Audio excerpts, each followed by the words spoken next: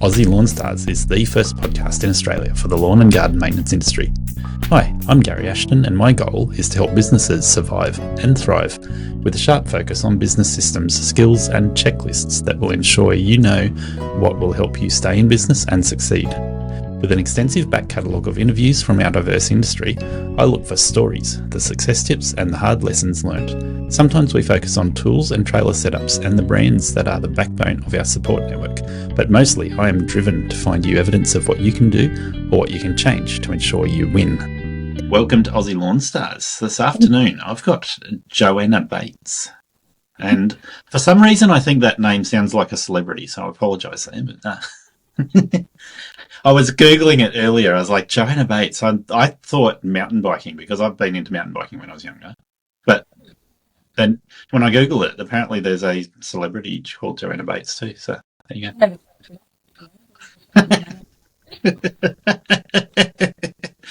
There you go. Well, I did. I was like, I'm talking to a celebrity. Not yet. Who knows? But alas, we're here to talk about grass and gardens and things. Yeah.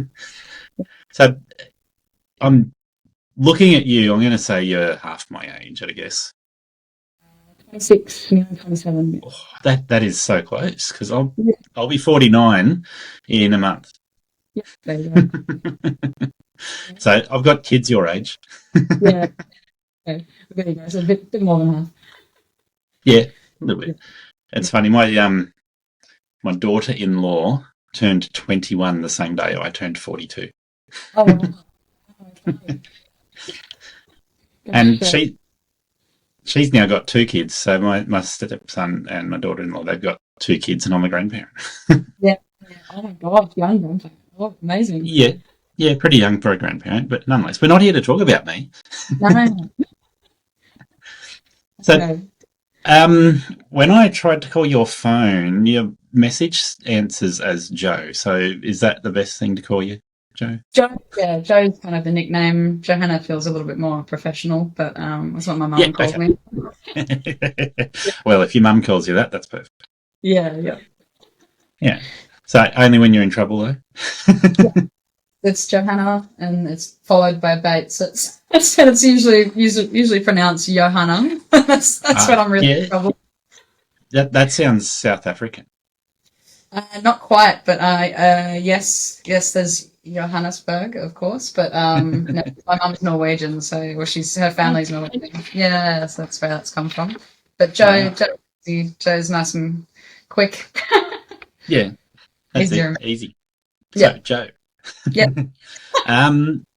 Being that you're half my age, you've been out of school for about 10, 11 years? Yeah, about that. 2017, I graduated. Yeah. I've been in business for 7 years when you finished. Well, okay, yeah. I'd been doing gardening part-time for probably a year and a half, maybe 2 years by then. Okay. Yeah, I started quite young, just helping my mum out because she's also a gardener. So it runs in the family. So maybe we need to do an interview with your mum at some stage then too. Oh, yeah. She's a bit more shy than I am. But, she's one-woman band as well, so yeah. Once people they warm up to the dungeon feel of my background there, then you come out of their shell a little bit. Yeah. Yeah, the dungeon theme is because of the room that I'm in, and I don't know if you can see me glistening. The room that I'm in has no external windows, no air conditioning, so it feels like a dungeon. Yeah. Albeit it's a fairly well lit dungeon. Yes, especially with the fire behind you. Yes. So, Joe, we'll try again. Yeah. So you started gardening before you finished school. Yeah. Did that mean that when you finished school, that's all you wanted to do, or do you have some other career paths lined up? I didn't really have any idea of what I wanted to do. I kind of thought if everything fails, I'll go into maybe the police force or something similar. Yeah. I wanted something physical, something that I could, or get my hands dirty as well. Physical and outside is the main thing. And I started at a hardware shop at Mitre 10 when I was 17, still in high school. And I was working on the register for about a year or so, and a landscaping company just, I think, sorry, my manager ended up cutting my shifts and said, we can't really get you on weekdays anymore. And so there was Wow. a landscaping company just came in, and I just said, do you have any jobs available for maintenance? This is all I've done, and I'm still in high school, have no idea what I'm doing. And they said, yeah. And I basically got the job that afternoon. And that's where I started that career path full time. Yeah. I've just moved my microphone. I think it might be upsetting the audio quality a little bit, but it should come good. Okay. Sorry. Yeah. Is that so okay? Apparently it's coming from here, so I could have it closer. probably just make sure your microphone's not too close to your speakers. That's true. Okay. Maybe just on my lap then. That might be a bit better. That'll be fine. Yeah, that'll be fine. Yeah. Okay. Yeah, I could put my headset on, but then we got to start recording again. Okay, no, that's, I had earphones. It's fine. I think it'll be fine. It's pretty good at self-balancing, but yeah, sometimes because I moved my microphone, I just became aware. I was like, my microphone's sitting a long way away. I pulled it in, and all of a sudden I'm like, that's yet an echo. I can hear you better now. So yeah, maybe this holding the phone here might be better because it was sitting right next to the computer. So yeah, that'll do it. Anyway.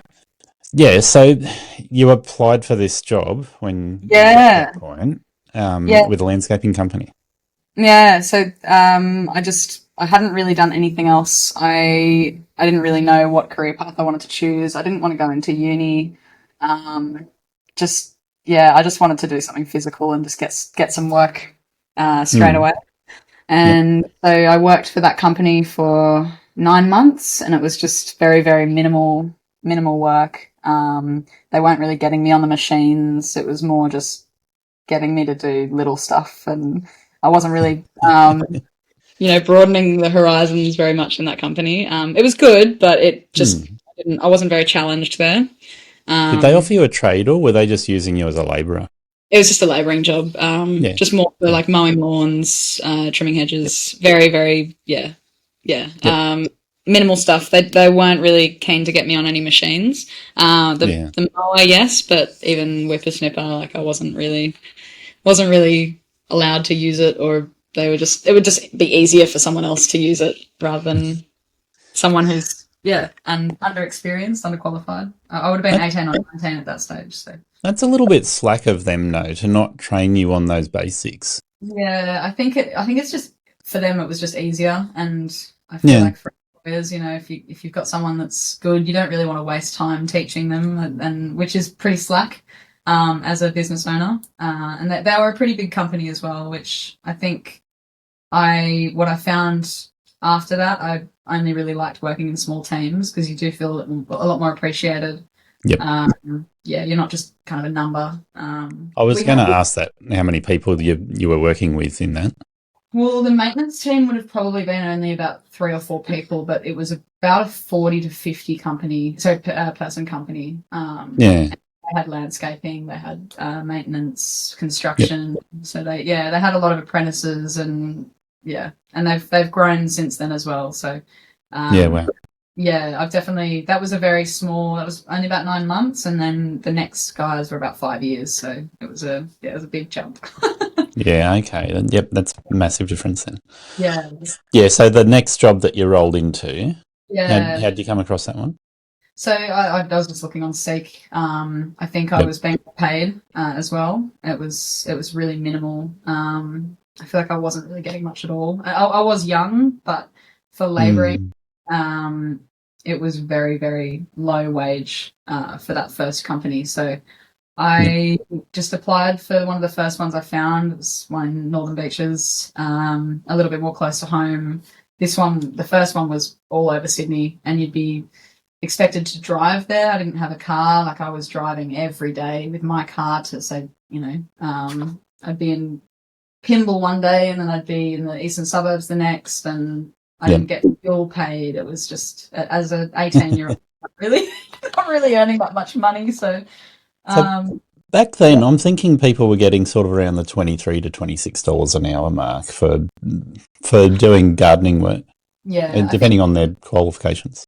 Yeah, I think I was getting maybe 20 before tax, and then so after Yeah. tax, it was around 17.50 an hour. It was really like it wasn't great, and for the amount Yep. of work I was expected to, and I was casual as well, so they didn't have me on full time. They casual, and they just, if it was raining, they just wouldn't have me in. So it was actually a very, very low amount. And Yes.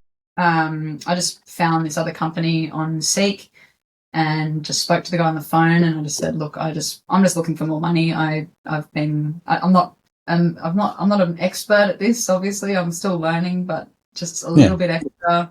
And being in a smaller company, I feel like you're a lot more appreciated. So he just took me in on a whim and offered me a little bit more and said, "Yep, I'll train you." And he threw me right in the deep end, and just got me on all the machines. And I have him to thank. That's for sure. Well, that's great. Did he talk about doing a trade with you, like doing horticulture or anything? Same thing. It was maintenance and just jumping on the labouring. I actually haven't studied. I started doing horticulture online, and because it was an online course, I think it was pre-COVID. There just weren't many resources, and because it was pre-COVID, online resources were just really minimal. So there wasn't much support.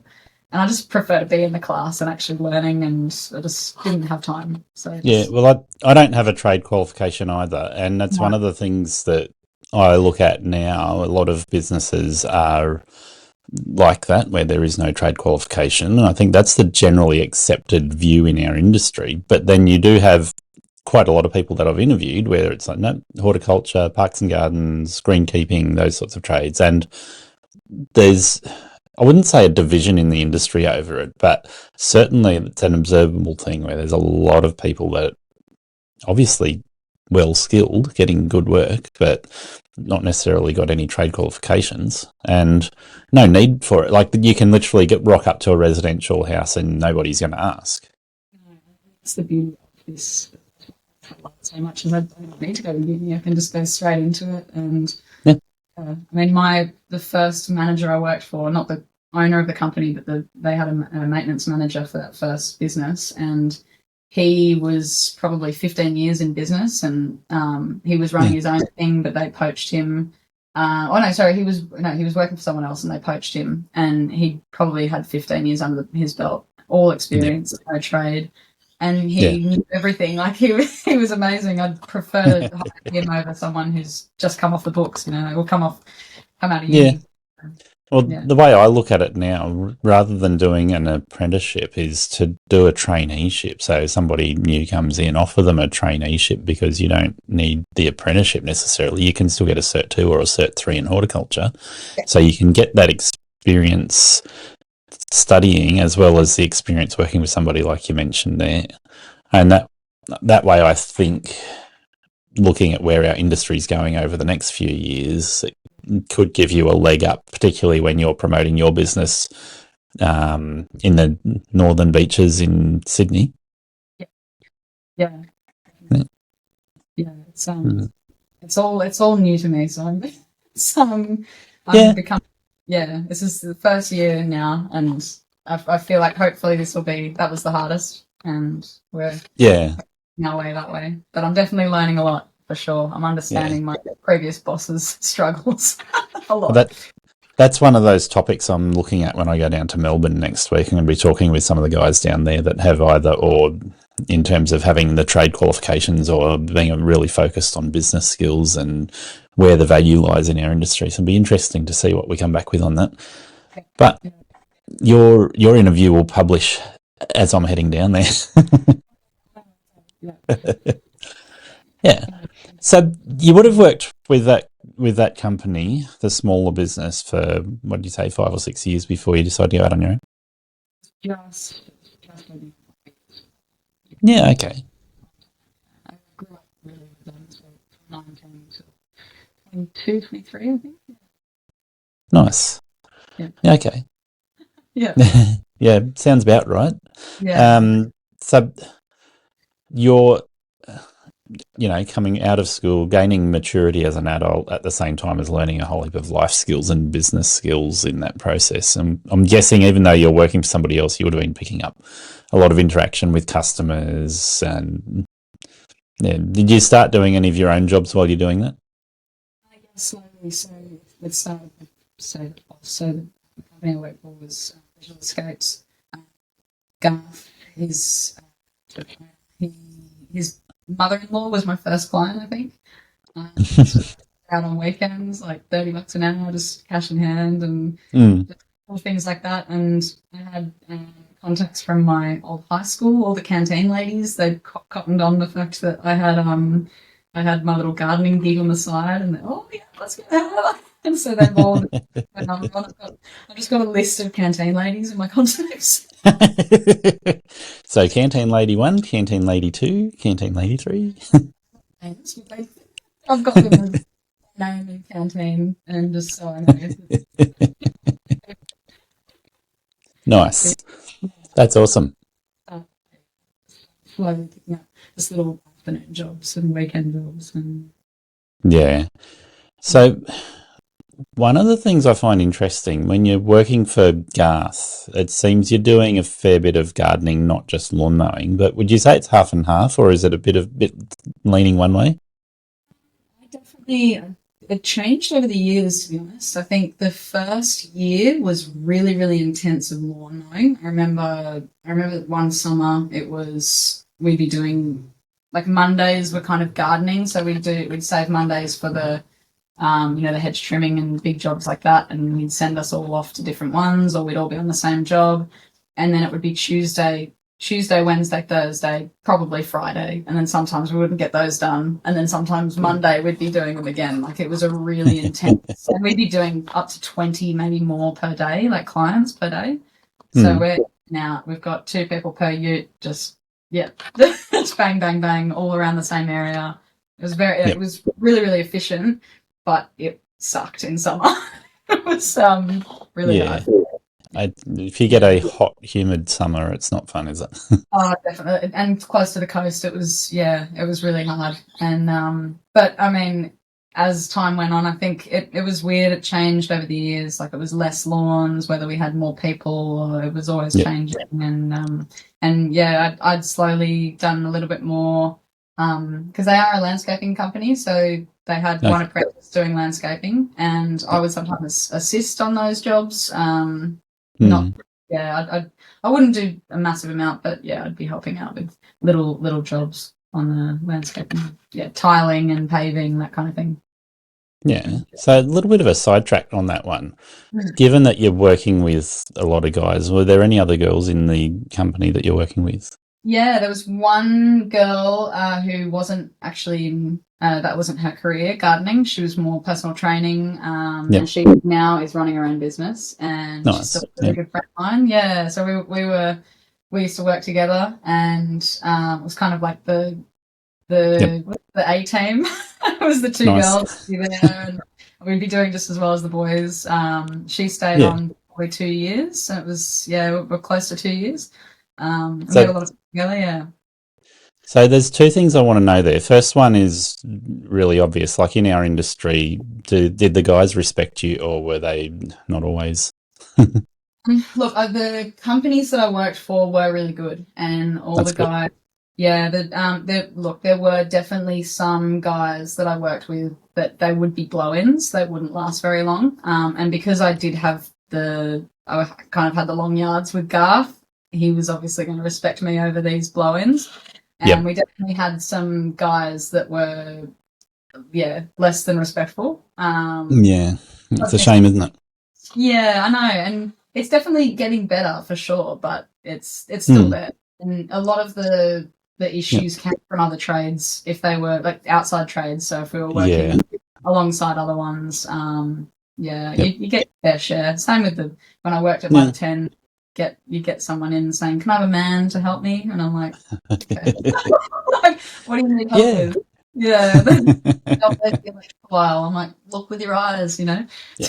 So the next question's more practical. So in terms of being a girl on the job, there's practical issues, and won't get into the weeds with all of that, but the ones that I've had experience with myself is I've had a guy working with me that was a little bit larger than me, and we'd have to share a backpack blower. So, I'm mindful of taking the backpack blower, dripping in sweat and going, yeah, I don't like the smell of that. And then I'd pass it to a young girl your age working with me, and I'd be like, oh, I'm passing her my stinky, sweaty backpack blower. Yeah, okay. Yeah, and we definitely had our different ways of doing things as well. And I guess Yeah. you're adjusting the straps to different sizes as well.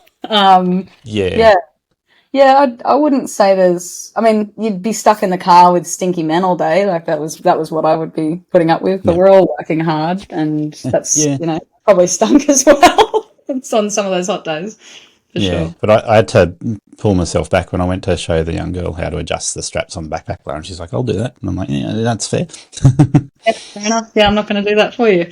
Yeah, I Yeah, actually found backpack blower. I think size as well plays into it as well because yeah, of course. I've used the black backpack blower and I find I'm using so much muscle to almost counterbalance the amount of Mm, power. So it's blowing my back this way, and I have to, yeah, yeah, I have to. I can't think of the word, but yeah, counterbalance. the torque of the motor as well as the airflow. Yeah, Yeah, exactly. It's just, it's literally blowing me this way, so I have to overcompensate this way, and it's after a full 'cause, day, that is quite painful. So, I'm using a battery powered one now, yeah, and a lot of people listen for those sort of things that I play with that other people don't necessarily get to play with. But the battery powered backpack blower has a different fan mechanism to your petrol ones, so you don't get the torque of the engine as well as the airflow moving in the same direction with the battery powered one. So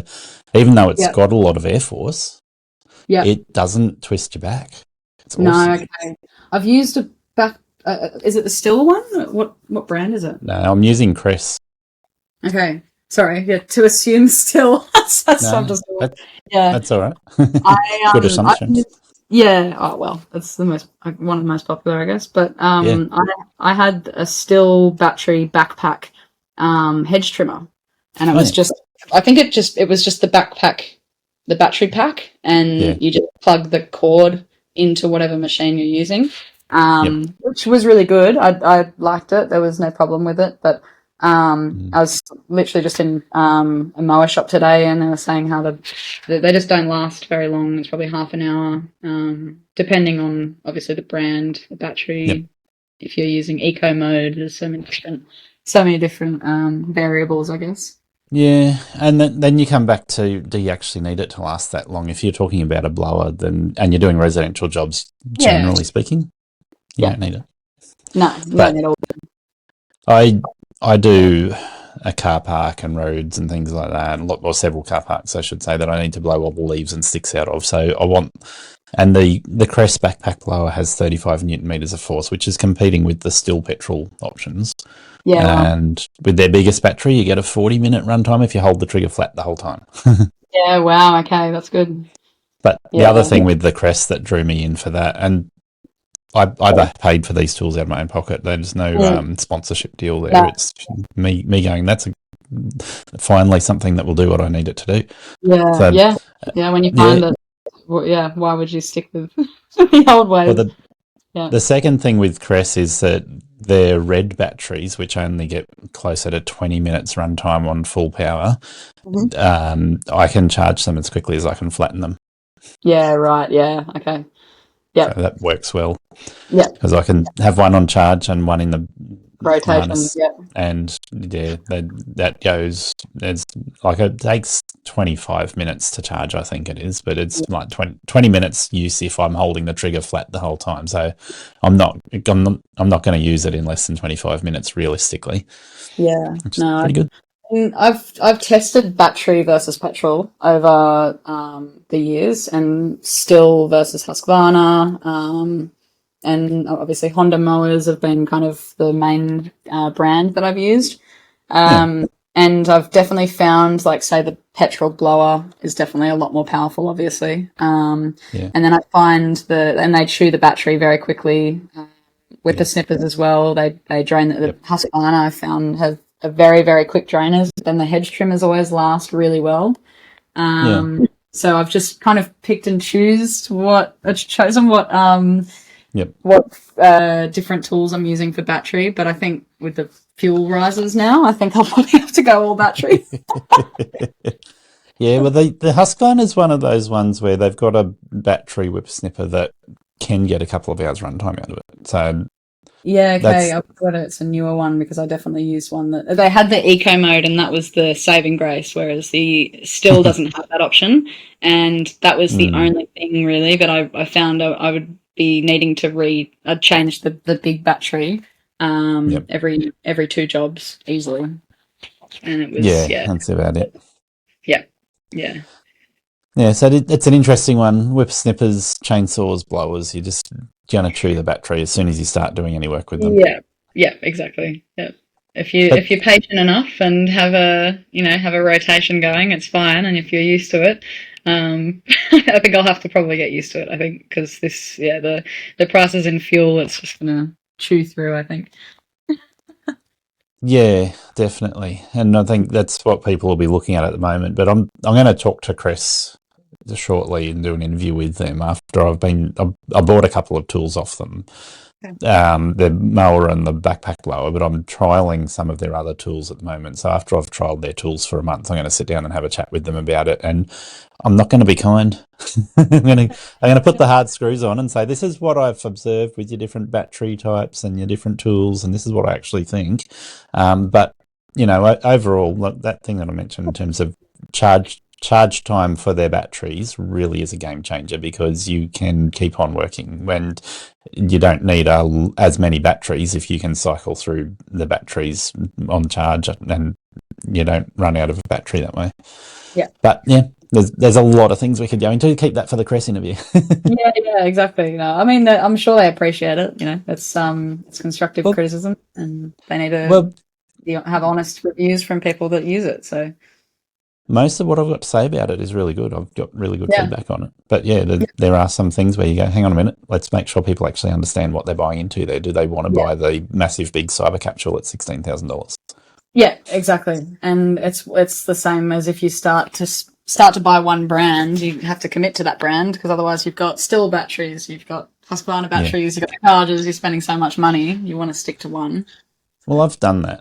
And I've had Ego batteries and Husqvarna batteries and Still batteries, and at the moment I'm winding down on those other brands because their batteries are now at an age where they're no longer at their peak performance, and it's time to replace them. So I'm going to try some other brands because people get to hear from me regularly. Might as well. Yeah, exactly. And I can give honest feedback as long as I'm not taking sponsorship under the table, or if I do take sponsorship, I make it very clear.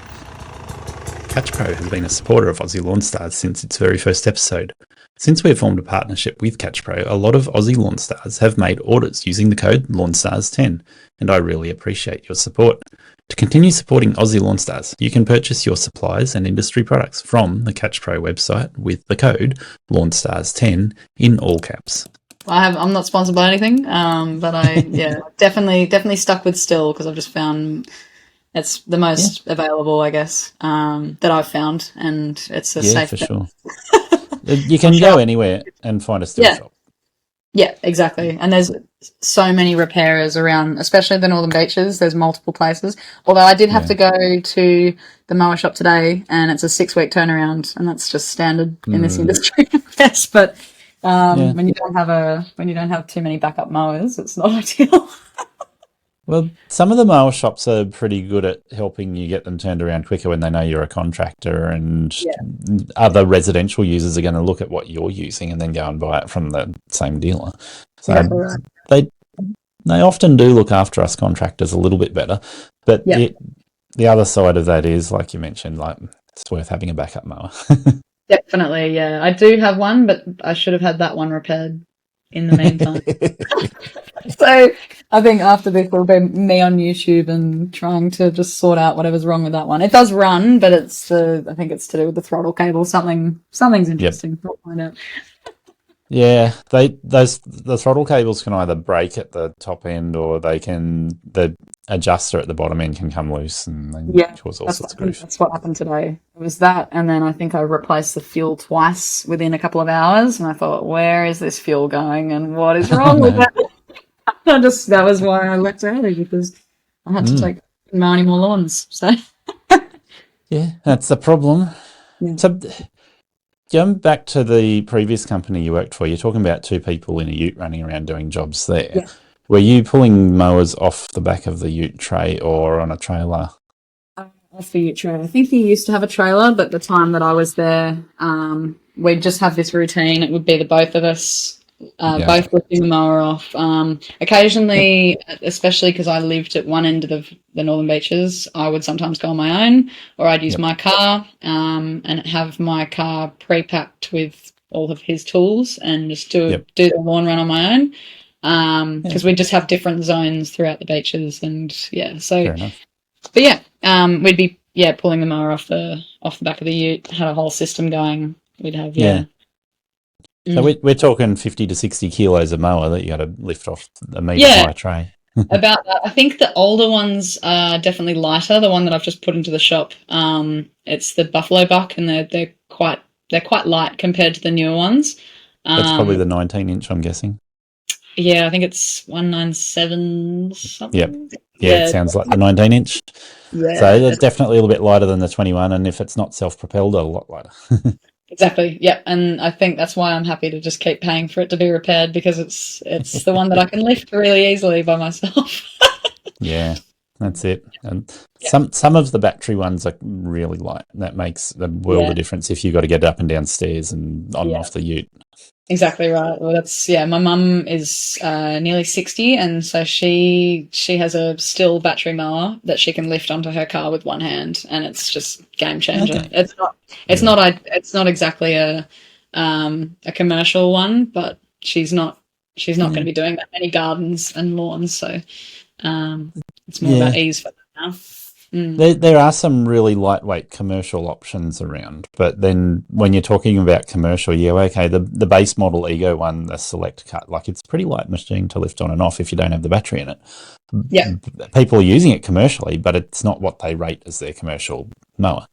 No, no, exactly. Yeah, But exactly. And yeah, she doesn't do enough lawns to buy a commercial mower, so it does mm, make sense to just have something that she can just lift on and off. She's not doing more than 10 a week, so if yep. that. So mm, So we got a little bit distracted with some of the yeah, idiosyncrasies that are probably relevant to going, okay, you got a girl or a couple of girls working on the job, and this is going to affect some of the things that you deal with a little bit differently to guys.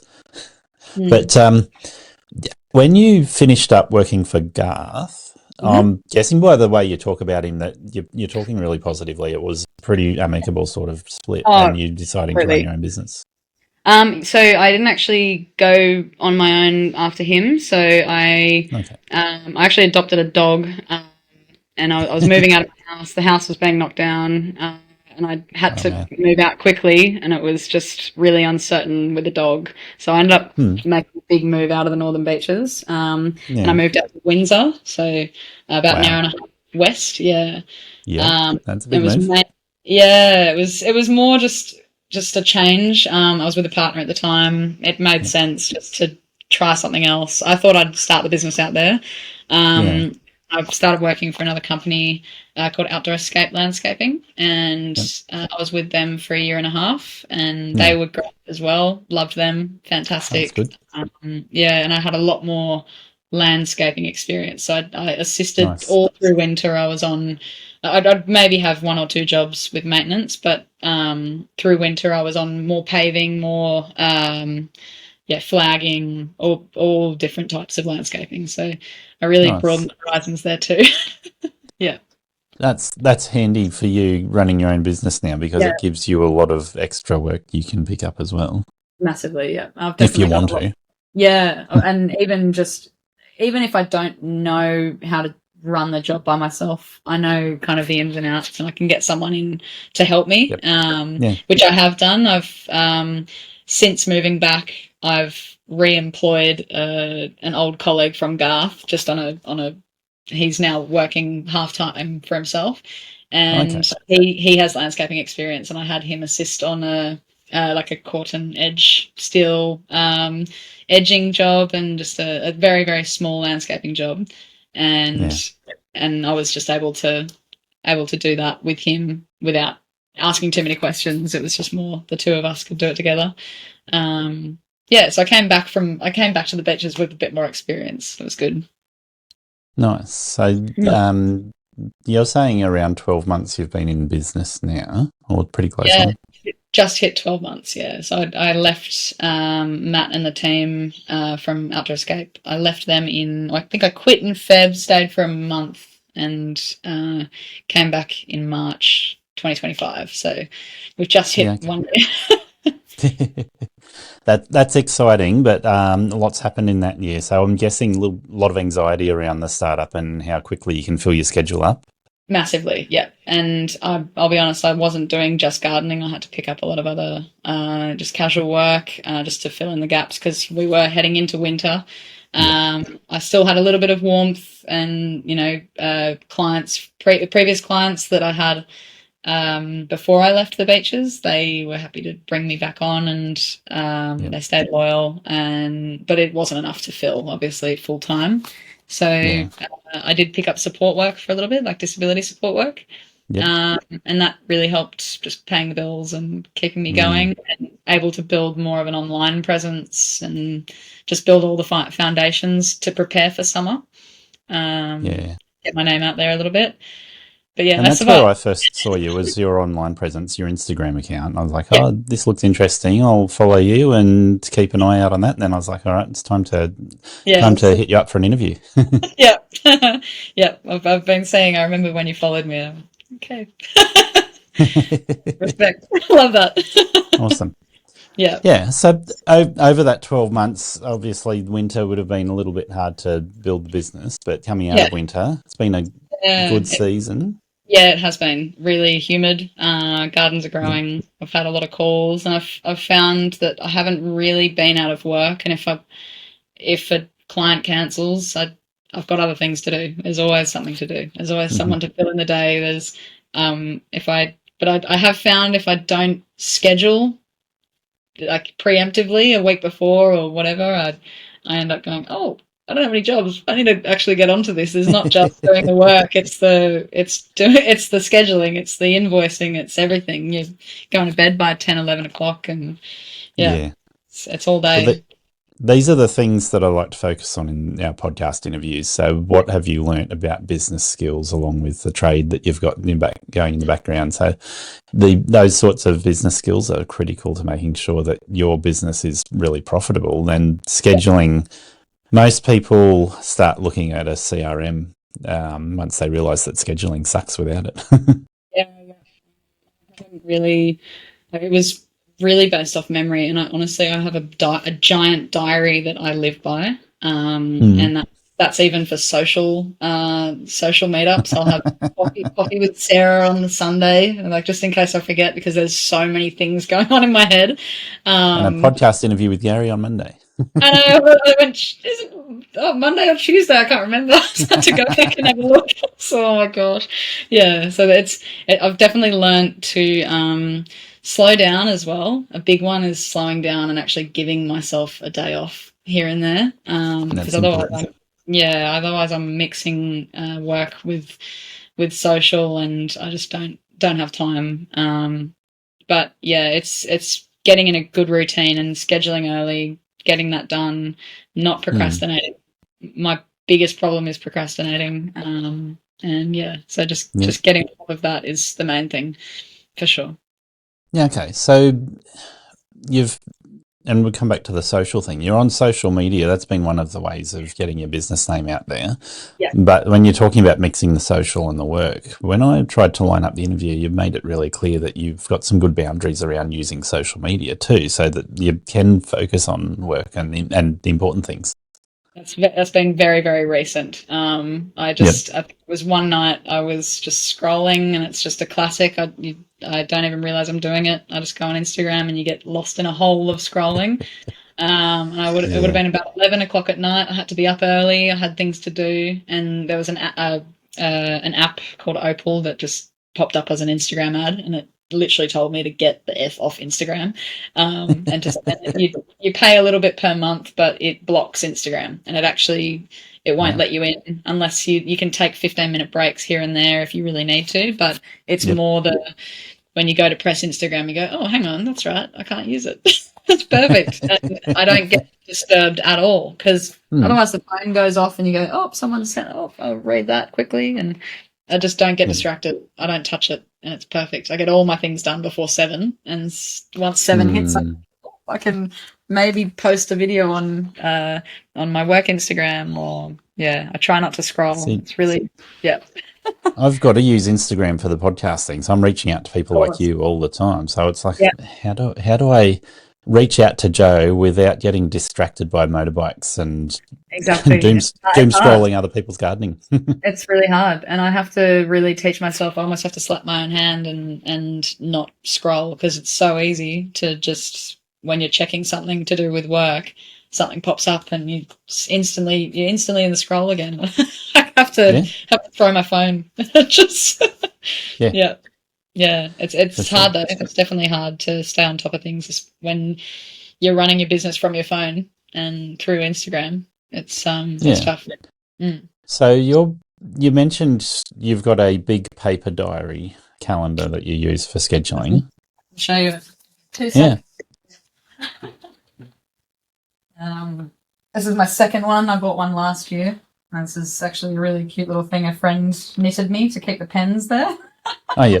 Uh, Nice. that's the Butler Diaries, and they've just got all. It's kind of a construction diary, but Yep. yeah, you've got kind of the March, like the whole month, and then you have day by day, Monday, yeah, and you can have Yeah. Okay. all different details and everything. It's the easiest way because otherwise it just gets lost in my phone. Yeah. So you'll use that, and then you'll go through that to do your invoicing once you're finished for the day. Yeah, yeah. And are you invoicing through a program like Zero or Yeah, well, at the moment I'm using Henry, which yeah? is the kind of the sole trader Yes. offset. Yeah, and that's been fantastic. I was recommended that very early on from when I first started things. So Yep. last year, another gardener on the beaches recommended it to me, and it's been a lifesaver. I can invoice, I can quote, I can do everything through that app. I don't have to Yeah. I don't really have to get on the computer really. That's Um, great. yeah, just do it on my phone after the job, bang bang, and it's sent off. And it's all Yeah. format invoicing, and that's all new to me. So I'm like, oh, this is so exciting.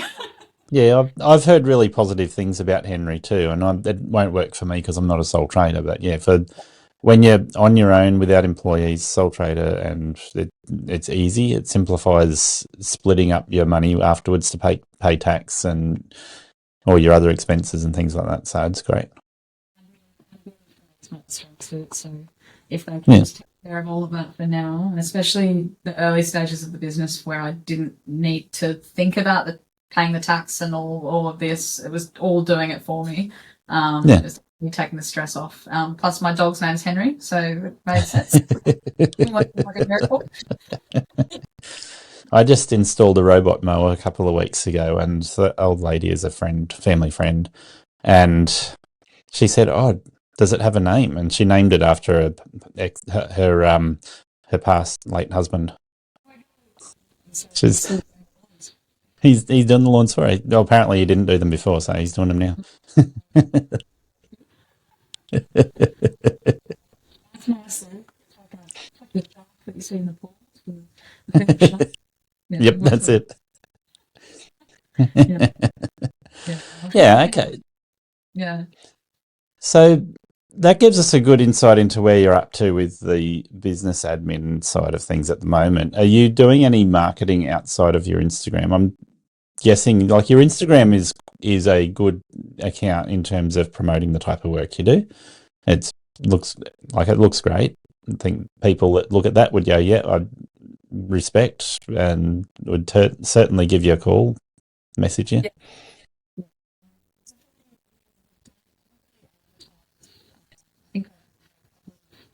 little things in community pages on Facebook, which I've found, and friends have Yeah. just recommended me whenever someone's Yep. asking a question in a community group, like, does anyone know a good gardener? I've had some really loyal clients just doing all the work for me, and they recommend me and put my business card on in the comments, which has been really, Word really, of mouth. yeah. And I think word of mouth has been the biggest thing. I mean, the biggest success is when I first started hearing other gardeners saying, "Oh, it's all word of mouth. It's all word of mouth. Trust me." I'm like, "Oh God," but you need to find those people to talk about you first. So, Yeah. And I think you can grow your business very rapidly just based on word of mouth. But also, if you couple word of mouth with a couple of other thoughts, reaching out to businesses or helping those connections that are through word of mouth to exponentially grow the business, then it can make a change really quickly that will be more proportional and give you that growth that you need above and beyond just word of mouth on its own.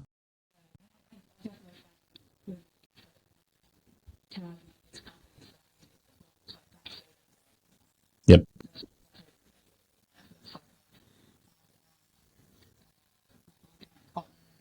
workwear companies, this workwear, they Yep. Yeah, women's trade workwear. Yes. That's all. There's no polyester. It's all good for Yep. our bodies. And I tagged them once, and they reached out and gave me a free pair of pants, for example. So Nice. little things like that, just putting in little bits of effort and being able to post things on Instagram. Like that 1 year post that I made a few days ago, that definitely had people coming in. I had new followers. Yep. You That's definitely great. have to leave it in, but I've thankfully had a lot of word of mouth, and a lot of it's come to me, which has been amazing. Yeah, I think as you grow in business, you probably reach a point where you go, okay, word of mouth on its own is not enough and need to look outside of that. Do I do some Google ads, Facebook ads, or, start some paid advertising within the local community or somewhere as well to try and deliberately pick up more work? But it depends on the scale you want your business to be at and how fast you want the growth to be. Yeah, and I think the first year, obviously, you're a sole trader, and I was kind of thinking, like, I'll just see how it goes this year, and maybe Yeah. next year we can think about maybe bringing someone on, depending on how Yep. quickly I grow. And that's kind of been what I'm hoping for, I guess. And obviously, I'd love people to be working for me, and I'd be off the tools by the time I can't use them anymore. Yep. That's ideal. That's kind of what you hope for. But Yep. I also find that I do enjoy my own company a lot, and so it's stepping off into that. It's a big it's a big step, just hiring that first person. So Yeah. for me. The reality that most people don't look at there is that working on the tools is a completely different business model to employing people. And so I struggled with this for many years myself and have gone back and forth on that, and then you see other people that do it, and they, like yourself, start out solo. They'll put on an employee because they're busy. Then they go, oh, really? I don't like dealing with that employee. Maybe I'll fire them. I'll find somebody else. After they go through 2, 3, 4, half a dozen people, they go, oh, I'm better off just working on my own. The reality is you're becoming a HR person as you start, like from the time you put on your first employee and you go, I don't like them, you start going, okay, I need systems and processes to deal with how to clarify expectations so that when I put on an employee, I don't have that regret.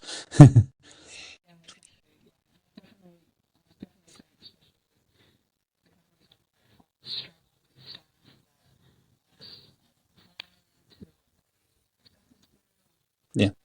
Sloppy, whatever it is, and you obviously want you need to have the standard. Yeah. Each time, you don't want to be having one lawn cut really, really badly one week, and then the next week is fine because it's someone else. You want to be continued success, but I think that's probably going to be something that I may struggle with. I like things done a certain way, and having, I guess, that's why you need to train staff and train them to the standard that you expected to have them like that.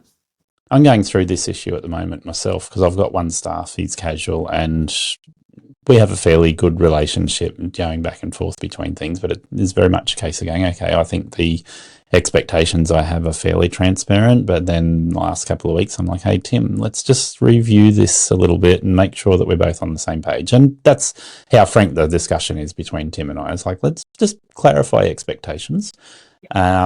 I want to make sure the customer's happy, so let's make sure that everything's up to this level of quality. And, if there's an exception to that, talk to me. Yeah, yeah, yeah, definitely.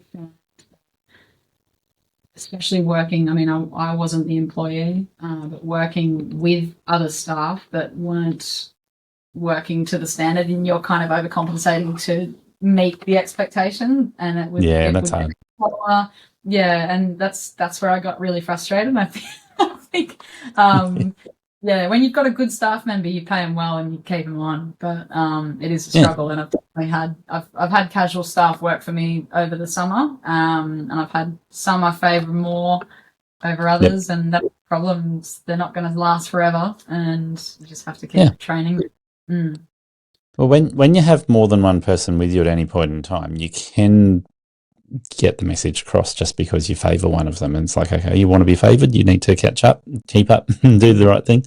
But realistically, if you're going to have staff, the best thing you can do, the absolute best thing you can do, is to make sure that the expectations are spelt out really clearly before you even employ them. So documentation that helps with that is going to be your employee contract, your work health safety policy, and there's a few documents you need to look at to go, okay, what are they signing up for? What am I signing up for? Do we both have the same expectations about what that looks like? Am I looking after them, and are they looking after my business? And if the documentation's clear, then it's really easy to go back and say, hey, remember what you signed. That's really interesting. I didn't.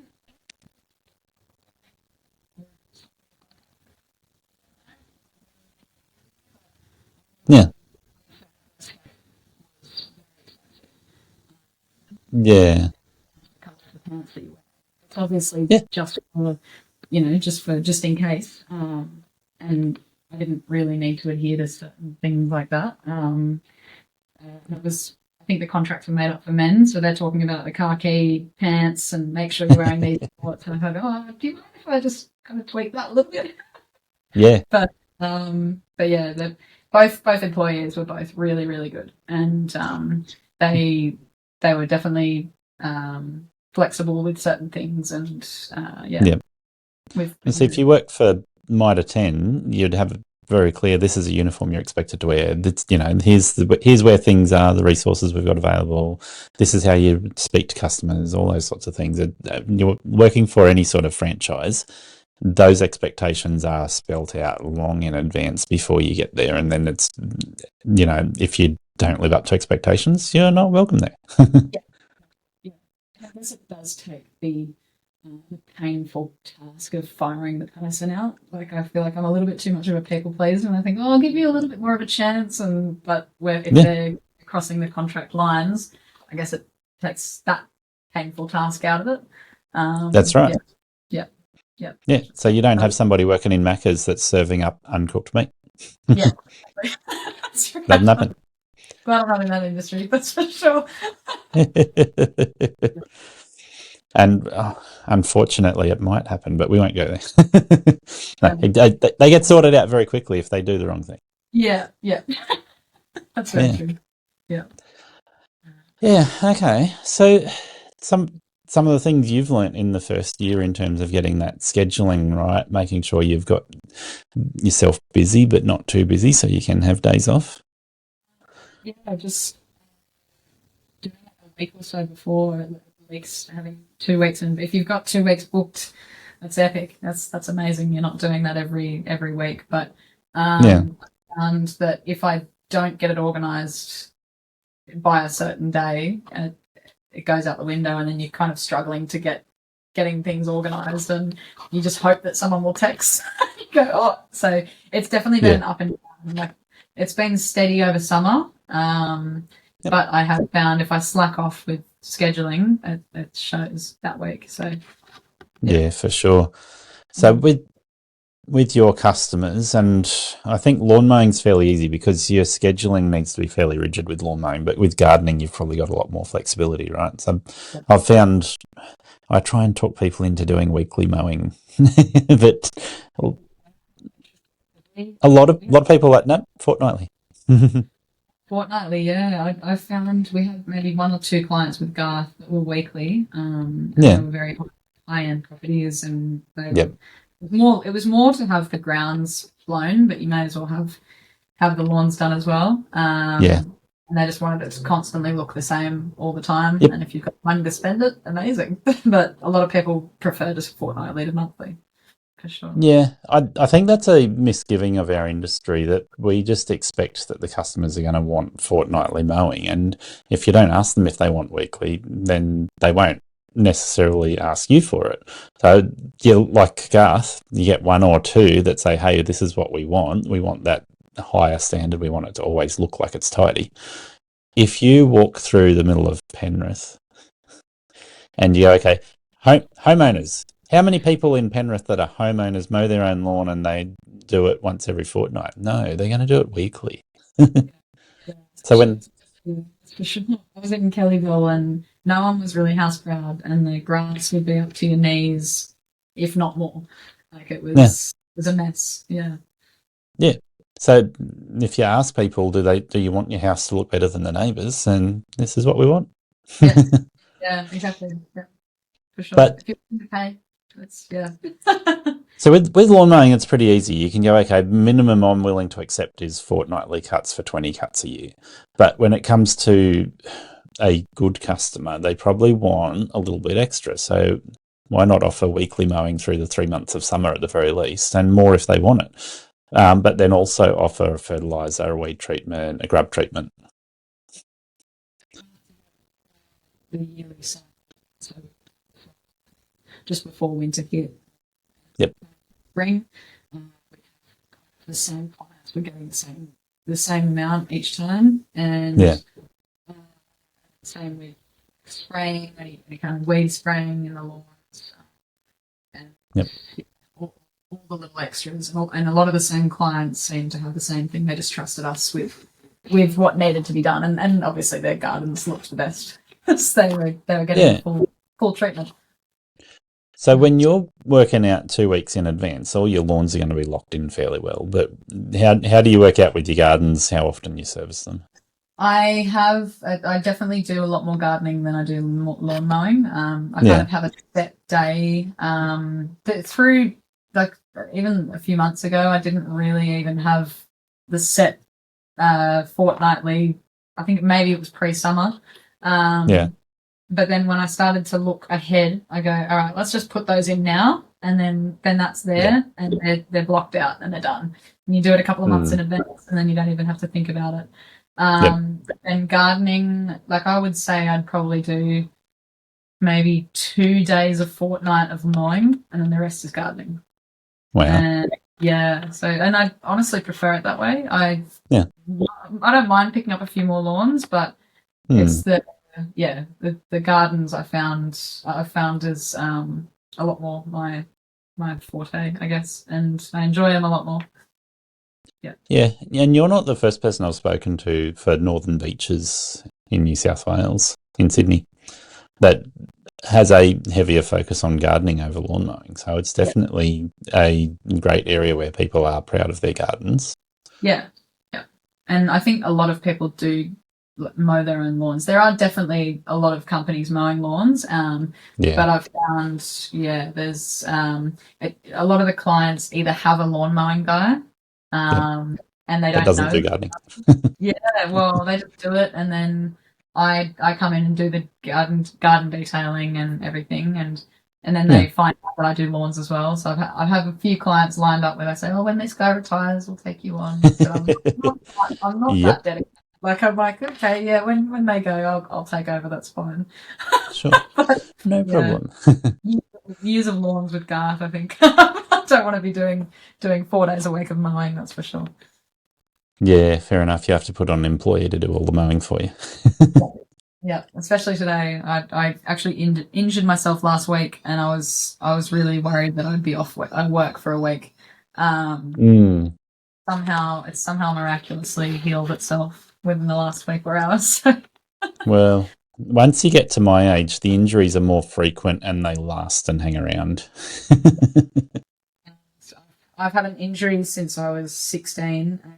I was just using secateurs on one of Mum's jobs, and the branch was Mm. too thick, and I've already got there's this lump just in my hand there, and Yep. it just protrudes. And especially if I'm using secateurs or if I'm pulling the trigger on the hedge trimmer or the whippersnipper for all day, this Yeah. all goes numb. All my thumb goes numb. It's Oh no. quite painful, yeah.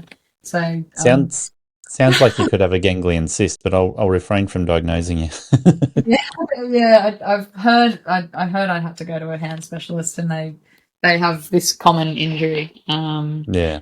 Yeah. So I don't Well, know. I'm trying to hold off the cortisone shots for now. I I know a few hand specialists because my wife's a hand therapist. Oh, I might need to speak to her because that's one of those. It didn't hurt 10 years ago, but it hurts now. Yeah, yeah, it's not good. No. Yeah, the injuries that we get in our Yeah, industry, it's I crazy. know. Well, I did actually through the I actually have a TikTok account as well, and I had Hmm. a company reach out to me. There's actually a lot more reach on my TikTok. I've had Yeah. I think there's over 3,000 followers, and I know Oh well. there's yeah, and I've had that for a few years now. But there was a company that reached out to me called GTM Pro, and Yep. they sent me just one of their backpack. It's called an elephant trunk, and basically I've got one. oh, you've got one. Oh, I it's know exactly I, what it is. I kind of looked at it thinking that's so clunky. Am I actually going to use that? And I ended up using it finally, and I went, "This is amazing. This is so good. Like, I don't even care if I look stupid. Like, this is great." It's it's a little bit clunky if you're trying to reach under something, isn't it? Because it'll get caught up on Yeah, whatever's above you. But if yeah, you're that's true. working beside a nice vertical edge and you've got the hedge trimmer going up and down that Mm, vertical edge, or you're doing the top of a horizontal hedge section, yeah, and it's it's the the right top height. that's the problem. Yeah, the sides Mm. are okay. It's actually, and it's another injury that I've had over the years is just in my shoulder blade. Yeah, And it's literally just from reaching with the hedge trimmer over yeah. these wide hedges, and I remember it feeling like it was going to pop. And Oh, no. this has solved it. Like this Yeah, elephant trunk is incredible. I thought, oh, I'm going to be able to do yeah. this for years. That's amazing. Yeah, Yeah, they are great, and so many people are like, oh, that's so horrible. I would never use it, and I'm like, try yeah. it. That was a little bit silly, but I don't care. It's saving my Yeah, back. I'm going to be yes, in the industry for a longer time than I expected. So, yeah. mm. If you're doing a lot of hedge work at one site, then it's going to make it so much easier for you. If it's a quick ball or a short hedge, then that's Yeah, probably not worth putting it pick and on. But choose. Yeah, and maybe if not you're the going hedge right next to the main road where everyone's looking at you with this thing on. to, Maybe their back hedge in the backyard. yeah, Yeah, but if you're doing half a day on the hedge trimmer, then yeah, it's a lifesaver. yeah. Absolutely, back saver Mm. for Yeah, sure.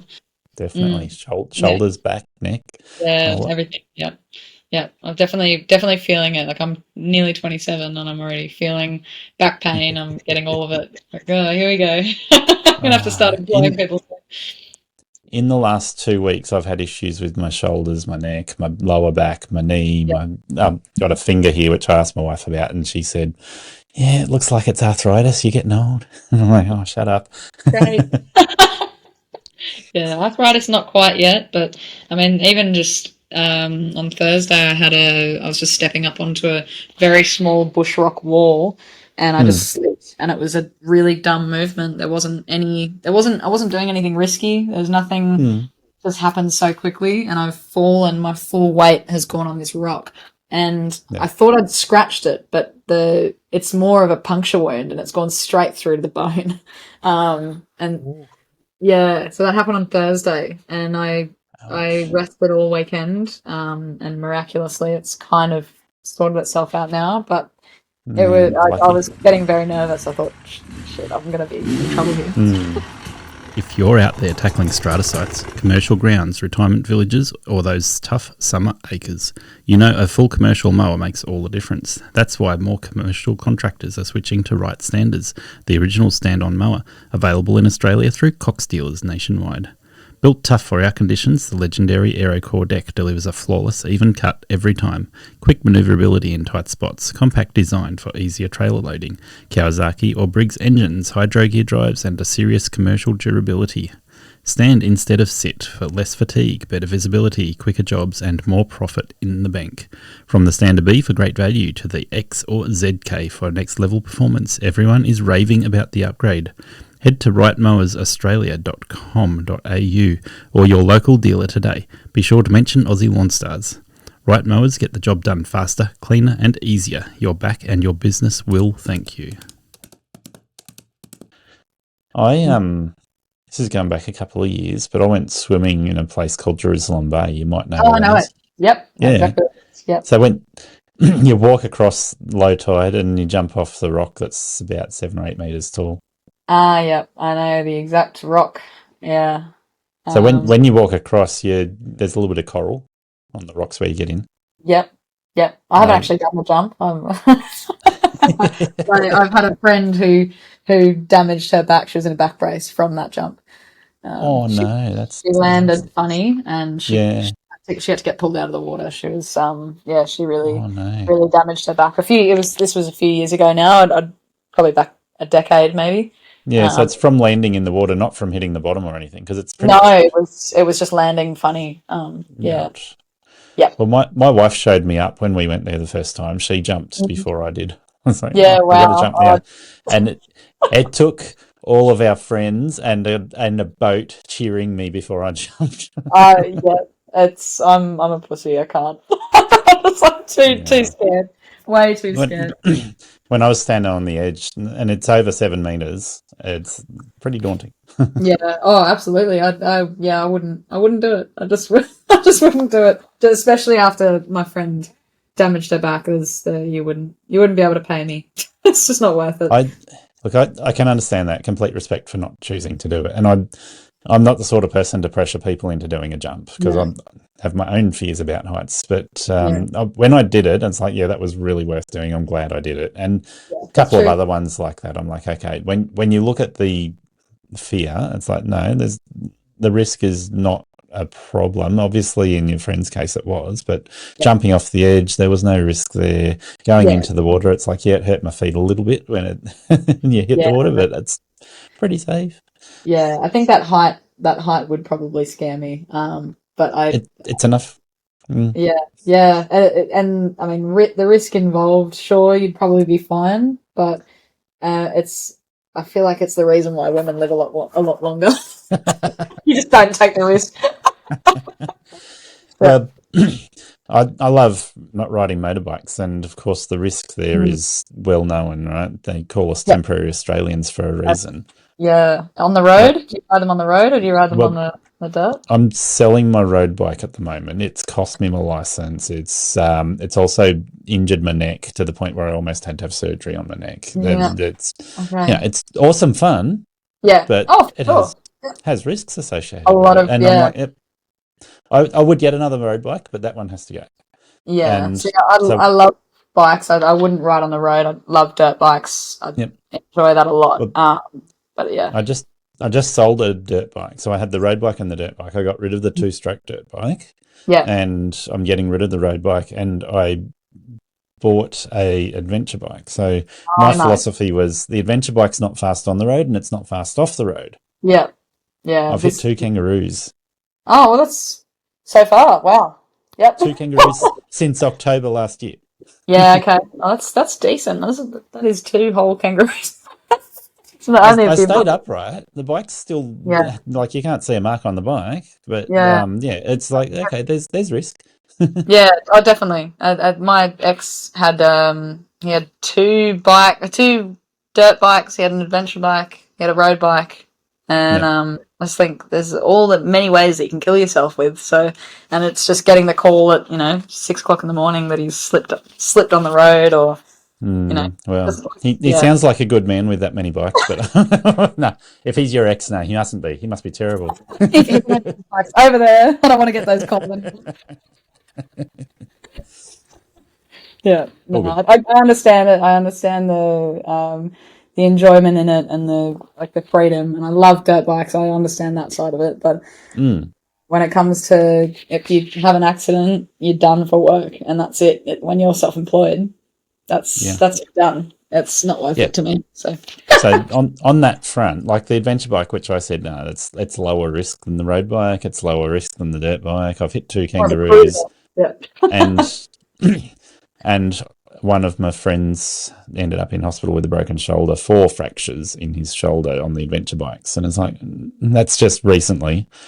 I'm like, okay, I need to treat this hobby with a lot of respect. And, Yeah. the reason we brought this up is talking about our work injuries, right? Yeah. Yeah. We got to Exactly. preserve Well, ourselves. Garth was a temporary Australian as well, and he had an accident on the beaches, and Mm, it scared him enough to not do it again and get off the bikes. And he counted himself very lucky. He could have died. This is what he said to me. He said he got rid of it before it killed him. So, yeah. So that spot at Jerusalem Bay, I stood on coral getting into the water. oh wow, okay, wow, I I had to visit my friend who's a paramedic and say, hey, whilst you're on duty, just see if you can attend to this massive infection that's going to wreck yeah, my foot if I don't get it sorted out. And it would, okay. thankfully it was fairly easy to remove anything Yeah, that he found in there. It was, yeah, ow. yeah. And it's your foot. You walk on that. It's yeah. It was getting unbearable to walk on. Yeah. Yeah, well, this shin. It's a very small injury, but it was open to infection, and if I didn't fix it, Mm. it would have really, really affected me. I had to cancel a few plans this weekend that probably would have ruined it for me. So I had to be really responsible. Yeah. Yeah. Fair enough.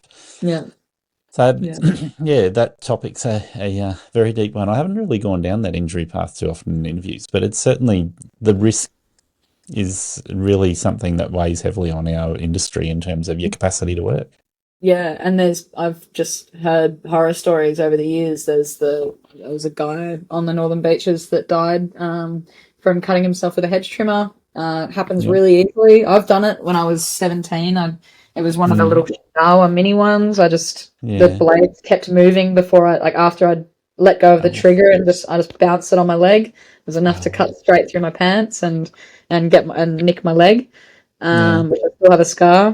Mm. And yeah, I remember there was another guy that was, I think, airlifted to hospital, and he still had this is, the poles with the pruners and the Oh, string, yep.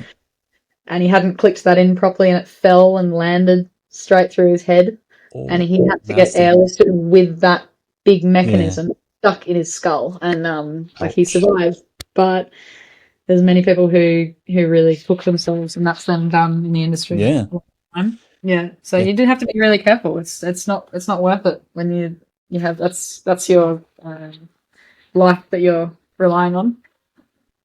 Yep, definitely. There's a ride that I did on the road bike, and we stopped for lunch. And whilst we were stopped for lunch, one of the guys had to leave the ride because his wife was using a hedge trimmer at home. And I said to him, I said, what did she do? Did she grab a hold of the bar with her hand? And he said, oh, no, she wouldn't do that. Well, 2 minutes later, he says to me, yeah, that's what she did. She grabbed a hold of the bar. Yeah. Yeah. See, And and it's then just, injuries that you do on site, obviously you can have income protection, but it's the mm, injuries that you do outside that you don't really have the insurance, and that you don't, the yep, boss that I worked for out west, he was in his 30s, and he was playing soccer, and he kept doing his knee. mm, And his ACL, is it ACL, and I can't remember what else it was, but he wasn't able to go on site at all, even to just supervise. He wasn't able to walk. yep, And there's no income protection from injuries from soccer that you do on the that's weekend. it. It's Yeah, so it's being careful in work and in life. because that's in our industry. That's you're relying Yeah. on your physical well-being to make money. And it is worth asking that question of an income protection insurance scheme is, will it cover me for my hobbies? Yeah, And so that I yeah, have income protection if I can't get back to work. that's true. Yeah. See, I don't really take on the hobbies, so I don't pay the insurance. Not really that many dangerous hobbies, that's for sure, that require insurance. So Yeah, well, I have workers' compensation insurance, so it covers me as a working director of a company, whereas a yeah, sole trader, it won't cover you. But yeah, that covers me whilst I'm working. It doesn't cover me while I'm motorbike riding, unless I can claim that the motorbike ride was for work. you could try and ride the adventure bike down in Melbourne, maybe. Yeah, I'll pass on that one, but I Yeah, maybe the I do one. occasionally do rides that are related to work. Yeah. Yeah, you can always try. No, I've heard that you can claim dogs on tax as well. I don't know. I ride to the I was going to say motorbike shop. No, I ride to the lawnmower shop. Oh, yeah, and to carry the mower with you. I think, yeah, with No. all the ride the ride on, Yeah. probably a little bit slower. Yeah. So we're getting distracted with a couple of topics. No, no, Thank you. I'm shocking. I'm really bad. It's No. ADHD. It's. I think it's my choice there, talking about motorbikes and jumping off Yeah, rocks at very, Jerusalem Bay. very, But very easy to go into things that we love. So yeah. So tell me you don't want to talk about money side of business, but I always want to give people some insight into what they should yeah, be doing. So even if for sure. I'm you definitely talk open. about as much or as little as you want, I'll talk Yeah, about it. yeah, oh, absolutely. Please. So Yeah, one of the things I look at is going, okay, when you're in business and particularly your first year of business, you want to keep an eye on how much you make. Like, how much did you make for the year? How much do you make for a month? How much do you make for a week? How much do you make for a day? And I use simple maths to talk about this. So for somebody who's fairly rudimentary in business and just trying to work out where they should be at, I'm like, aim for $120,000 a year. You yeah, can do a lot more than that, right? And that's business yeah, turnover, so it's not your personal income. But if you use that number, you can break it down. You can say, all right, out of that $120,000 a year, that's $10,000 a month. If you do it evenly, yeah, then it's 2.5 grand a week. yeah. It's $500 a day, and Which is you can very, very doable. you can Very, do double that comfortably. yeah, yeah, So if easily. you Yeah, especially in summer, that's for sure. if you're doing $1,000 days, $5,000 weeks, you might not average that. You might go, that's my good day. So then your average might be somewhere between 120,000 and 200,000 rather than 240,000. If you're doing, I have talked to guys that are doing over 300,000 solo, Yeah, wow, okay. but that's the top of the Yeah, market I think you can aim for. You could probably go more. Actually, no. If you use a lot of product, you'll find your turnover is including, say, fertilizer and stuff like that. You could be doing millions of dollars turnover solo. yeah. It's the We're big talking about, plants, it's the mulch, it's all the yeah, outside of yeah. outsourcing that you do. That's where the real money is, yeah, for sure. So I interrupted you. You were saying, yeah, you can easily do $500 a day. Yeah. I could, yeah, I think in summer. Yep. We'll reassess in winter, but I mean, I could. It does differ when you say $1,000 a day. Being a Yeah. good day, yeah, I would say $1,000 a day. That would be a quoted job that I've done. Yep. Yeah. And it's not that's not definitely not every day. Yeah. And I'm definitely trying to move away from an hourly rate. Mm, I'm trying my best to quote and be confident in my quotes.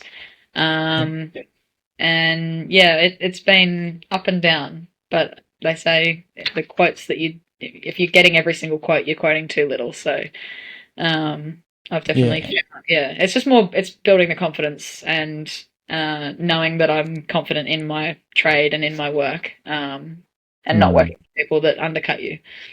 And my example of this was in my first year or two, I got to the point where I was too busy. I didn't want to take on a new quote. I got asked to quote a job, Hmm. and I don't mind shaming myself for saying it. I was doing pretty poorly when I started. I wasn't making Yeah, great money, right? But I had a job that was $40 for a job that took me an hour and a half plus to yeah, do. yeah, And I put the price up by $10 and lost the job straight away.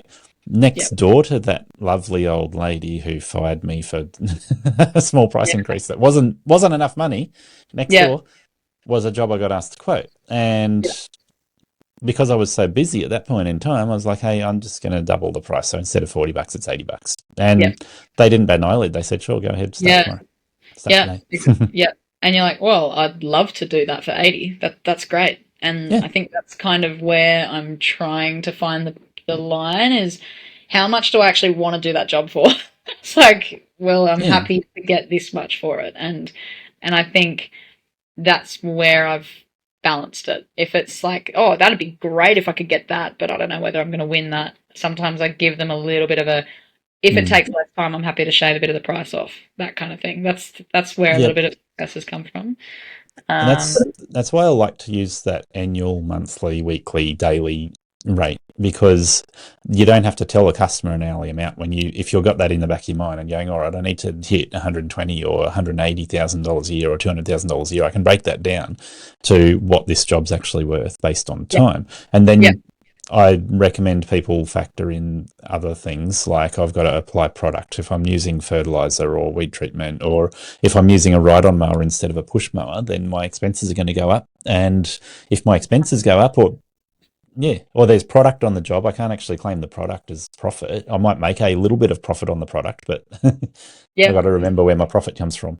yeah. And having that profit margin and making sure you're making a little bit of money or however much money on per product. I've definitely, and I've spoken to other people in the industry and seeing kind of what they're doing and Yeah, sometimes getting a little bit of insight of what they're doing and seeing how Garth and Matt have run the businesses. I've yeah, definitely found um, like Garth was very transparent with what he was charging. awesome.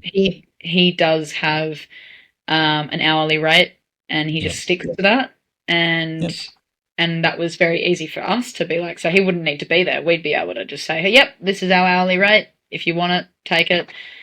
Yada mm, yada yada. I knew how much we charged for poison per liter. It was per vegetation bag, like what we'd charge per bag. I'd be able to basically yep, be gut on site. Um, yeah, awesome. whereas other business owners are probably a little bit more or less transparent about it.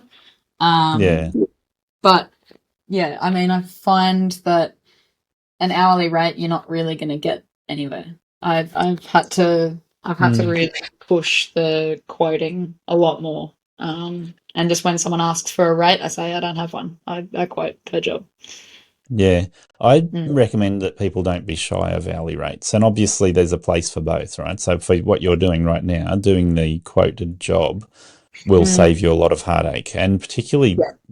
at the size business you are, people are going to assume that it's you turning up to do a job. If you say it's $80 for an hour, but then you bring an offsider to help you, Yeah. they expect you've got two people there for $80 an hour, right? Yeah. Exactly. Yeah. So Yeah. that hourly rate can bite you really badly. But if you're shy Yeah. of the hourly rate, then you're going to find people who are doing the maths behind your back, and they're going, "Oh, you quoted $1,000 for this job. You're only here for half a day. Yeah. Yeah, I'm only going to pay you 500, even though you've finished the job and I agreed on $1,000. That just Yeah. seems ridiculous. So Yeah. if you don't shy away from the hourly rate, you can have a like that transparent discussion like Garth. Yeah. There's a place for both though, and I think Yeah. it's important to look at it from that point of view, because some people want to know, oh yeah, that's a fixed price. I'm not paying any more than that, no matter what, Yeah. and they are very comfortable with that. Whereas the moment you start working for some jobs where they are more than half a day on one site, Mm.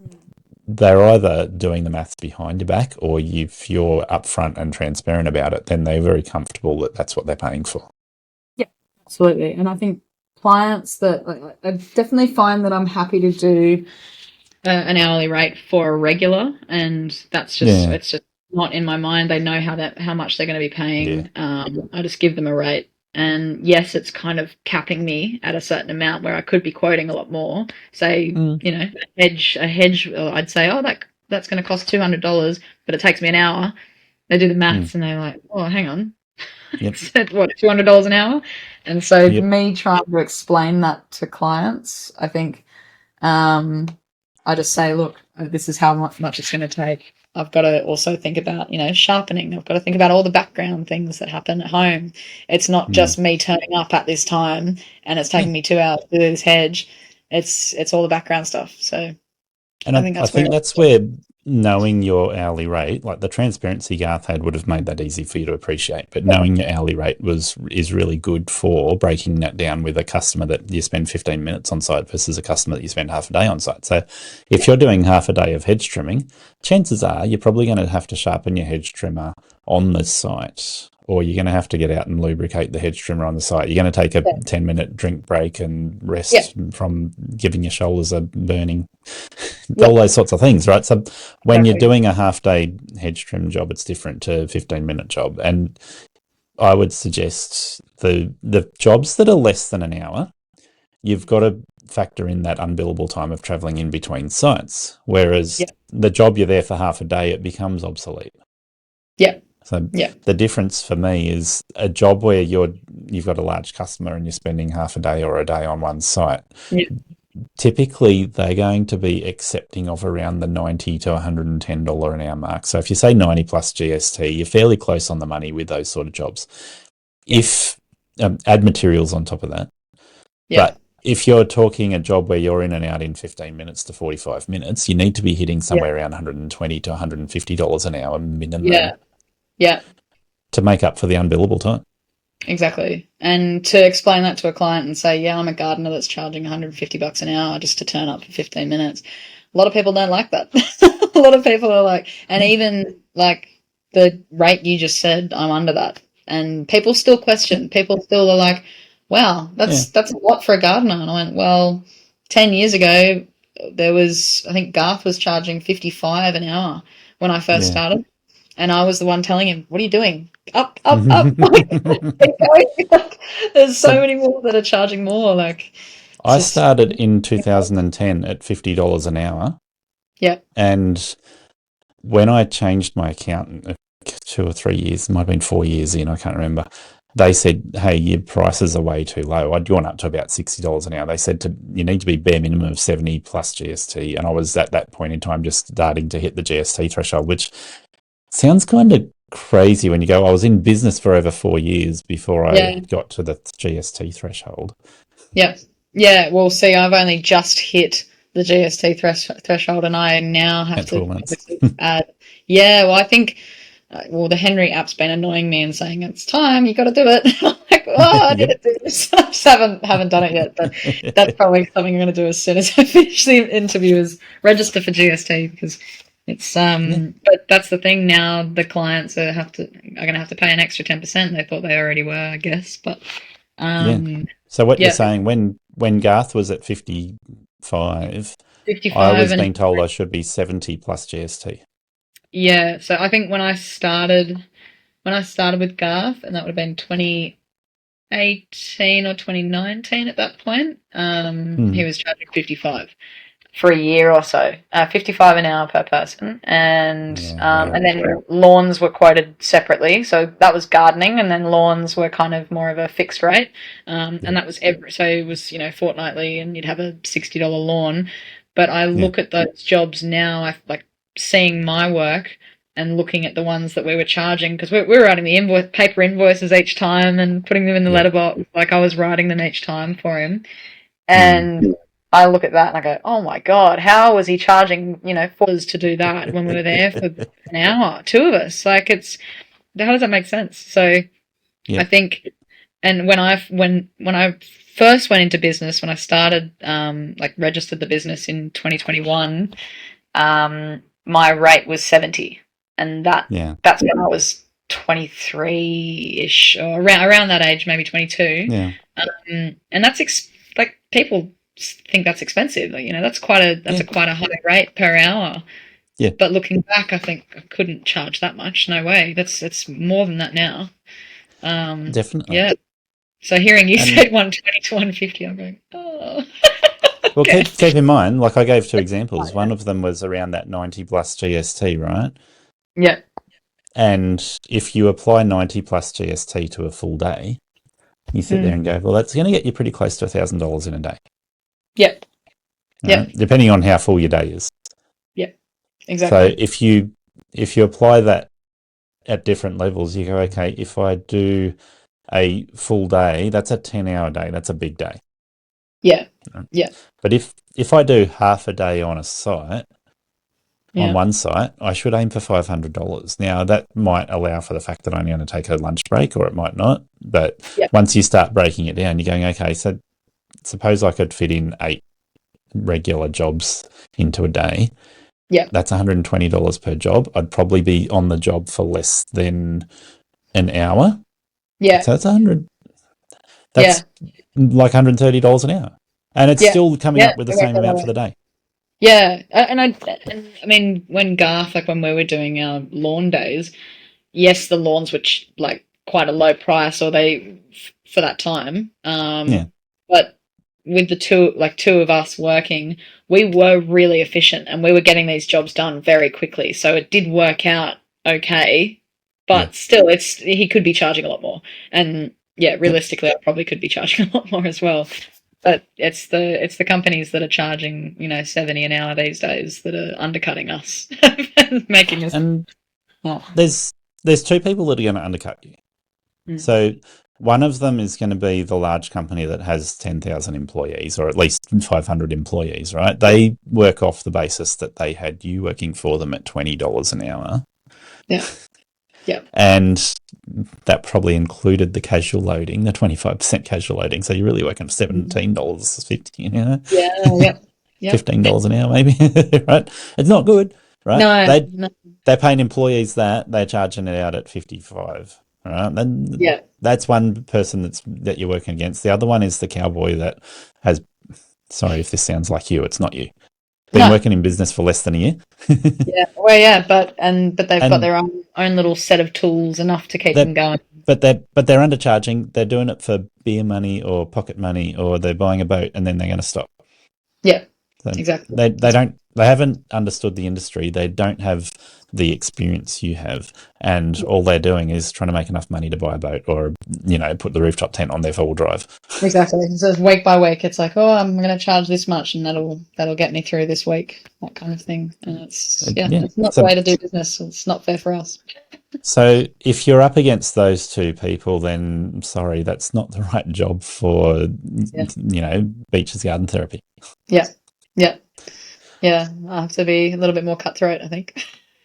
Well, it means when you get to the stage you're at 12 months in, you start going, all right, there's jobs that I don't want to quote, and there's jobs that I do want to quote. So Yeah. then you go, okay, if I really don't want to quote this particular job, it's either tell them up front, be transparent. I don't really want to do that job. I'm not going to fit that in. I can recommend you go and talk to somebody else. Yeah. Or in the back of your mind, you go, what's the price that they're unlikely to accept, but I'll actually be happy if they take it? Exactly. That is kind of where I'm at. If there's a job that I don't want to take on, and that has been a luxury if that has come up, where I've been like, you know what? I don't really like your attitude. I'm going to pass you on to another guy. And Yeah, that has happened a couple of times, which yeah, I'm like happy that that's an option. That's great after 12 yeah, months. But realistically, when you're trying to build a business, you kind of need to take on as many jobs as you can to fill of the course. days. And Yeah. hopefully this year I don't need to be doing that. So I'd love. I would suggest you have 2 phone numbers in your quick dial list, and you might split that in from 2 phone numbers to 10. I don't know how many contacts you've got that are in our industry. What I would suggest is, I don't like their attitude. I think they stink. I'm going to pass it off to Bob, the cowboy, that will do it for nothing. He may or may not turn up, Yeah, or my price is too much for them, but I think they would actually be an awesome customer for Garth. yeah, yeah, and that's actually where a lot of clients that I have. Well, I haven't really been able to pass on many, but Hmm. the ones that I have, there was a young bloke who was a mechanic, and he decided he just wanted to do lawns and Yep. gardens. Suddenly Perfect. started, he's doing really well. Good on him. He's Hmm. 19, I think, and I worked with him Yeah. a couple of days, and he's killing it. But he's charging he's quoting jobs, say something that's going to take a couple of hours, he'd be charging $800 for. I remember I was on a site with him and he quoted it and he got the job. I thought, Wow.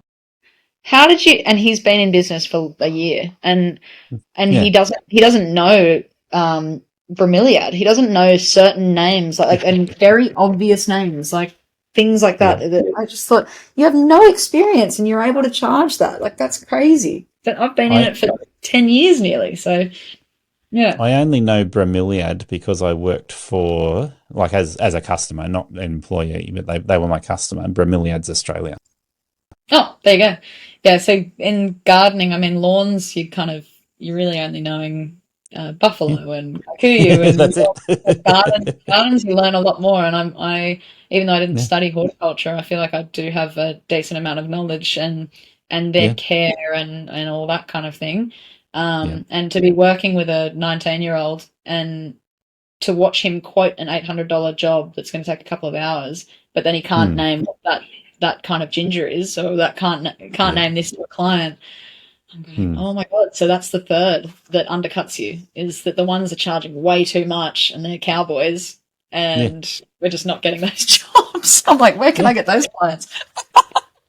Yeah. Well, look, I think the best thing you've got going for you is that you have that experience that when somebody asks you for a quote, you know what you're talking about. Exactly. Yeah.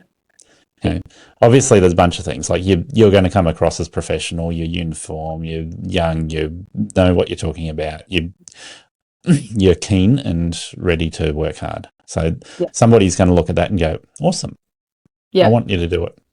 And Yeah. the price is irrelevant. Yeah.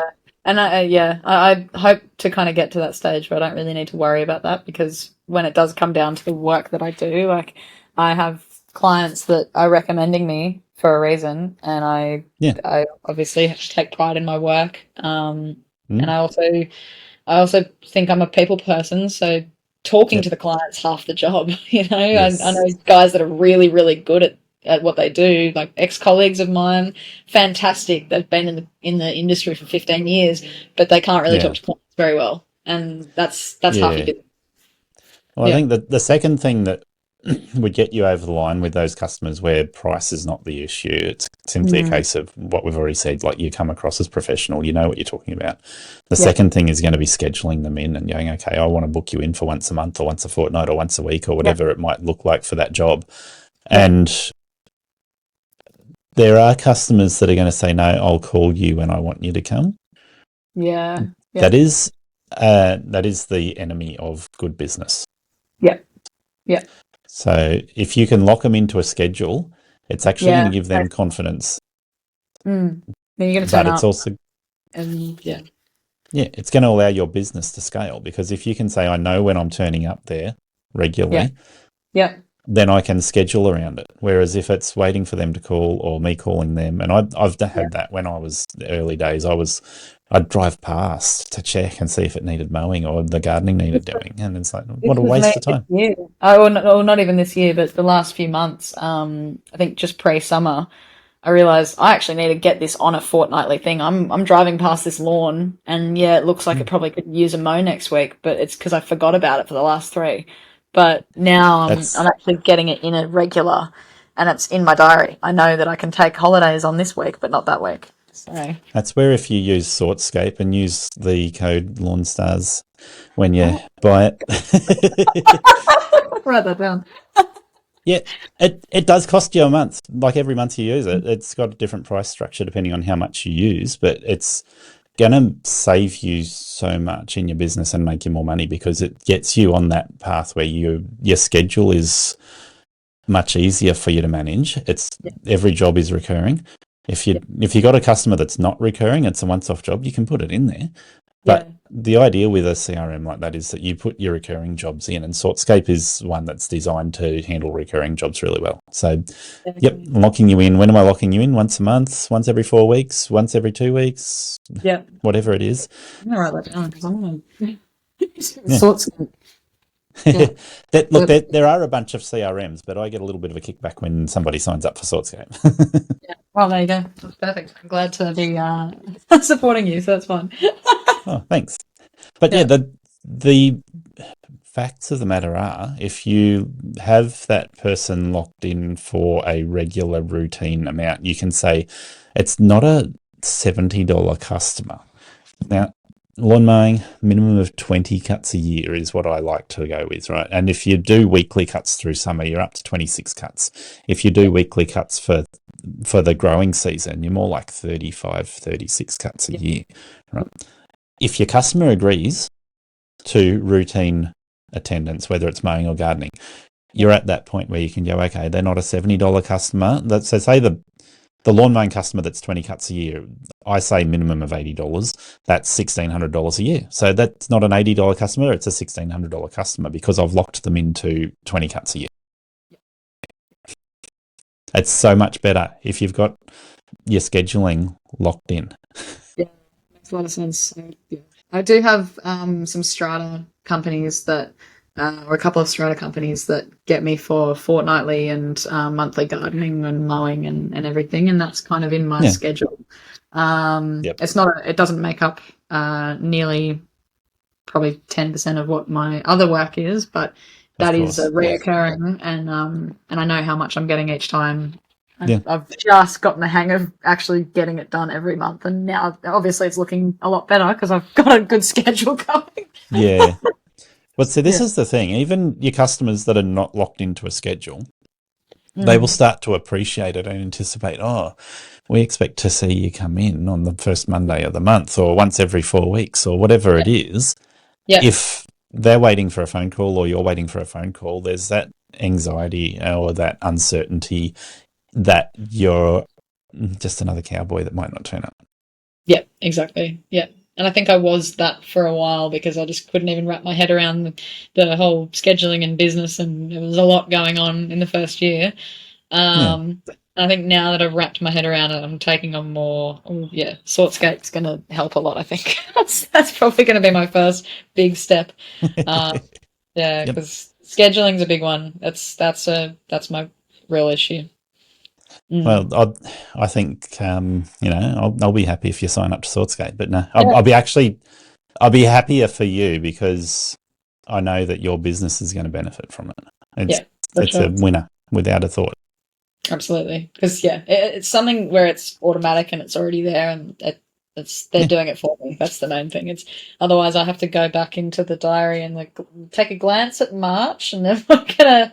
All right, I got to just skip forward to April and just check. I've All right, lost you. David. Oh, yeah, yeah. I've got a quick shout out to our sponsor, Swordscape, at swordscape.com/lawnstars. Job management built specifically for lawn mowing and garden maintenance. If you're still running your business off a paper diary or a basic calendar, Swordscape gives you the stuff they can't. Drag and drop scheduling, route optimization, automatic customer text and email reminders, plus job timers, so you can track time on site and cut the after hours paperwork. Visit swordscape.com/lawnstars. It also keeps your crew organised with customer history, notes and photos right in the app, so you're not relying on memory or pretty sure we did that last time. Visit swordscape.com/lawnstars. Welcome back, Jo. We've had a little bit of a technical break here, just making Yes. sure we know how to handle technology. But we Yeah. were talking about Swordscape before that happened. Yeah. And Yeah. I was trying to sell you that Swordscape's going to fantastically make your business so much better. Yeah. Absolutely. Which, good reasons why I'm saying that, not just trying to sell you on something. But yeah, it'd be interesting to No, see. I'll absolutely. might have to get you back in for another interview after you start using a For sure. CRM. Yeah. See what you Yeah. think. Absolutely. Yeah. From your recommendation, and I'm sure they'll be stoked with that. Yeah. So yeah, just don't forget to put in the referral that you heard about it on Yes. Lawn Stars and I need to make sure I put your link in there. There's no point yeah. otherwise. Yeah. Well, no, there is. There's good point to Of using course. it Of regardless, course. right? Yeah. It's ideal though. That's the reason. Well, But yeah. so apart from hyping it, the Mm. legit factors that make it an improvement is that scheduling side of it, right? It allows you to schedule things consistently. But the other Yeah. factors that make it really good is it can message your customers. So you can set it up to message the customer the day before and say, hey, I'm going to be there around 10 o'clock or I'm just going to be there in the morning or whatever. Okay. Yep. Yep. That's epic. Because And that's one thing I'm really bad at. yep, on top of that, if you've got an employee working for you, you can actually track how they work and when they get the jobs done, and you can ask them to take before and after photos. You can flick before and after photos to the customers when you invoice them. Yep. You can make notes. So if you've got an employee out there doing a job without you, you can ask them to make notes about what they did or what needs doing and the interactions with the customer, that sort of thing. So there's a Yep. lot of factors in there. And then, when it comes to rescheduling, what I would suggest is you start talking to people in the Sortscape user group on Facebook. Yep. And Kyla McDonald is a fantastic resource for Sortscape because she works for them as well as running Yep. her own lawn care business. So she Wow. knows how to Okay. use it from both ends, and she helps Yep. people set it up to dial it in and make sure it's doing what they need. Yep. Okay. Yeah, that's really good to know. I think yeah, I'm really keen to give that a go for sure because that's one thing as texting clients the night before. Yeah, I really need to get on top of that. It's just Yeah, the organization. I miss one thing and trying to remember it all in your head is impossible. So yeah. Well, so the reason I brought Sortscape up is because I was talking about the fact that if you come across professional, you got your nice shirt on there, you know what you're talking about, your customers that you're quoting, so new customers, they're going to look at the complete package and they're going to go, yep, Jo knows what she's doing. We want her. The price is not even a consideration. Oh, she wants to lock us into a schedule.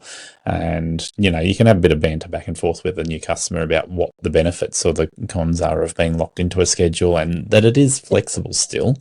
But yeah, ultimately, that's going to make you look more professional. So then price is hardly even an issue for most customers once they yeah, have it clearly established that they're working with a professional business.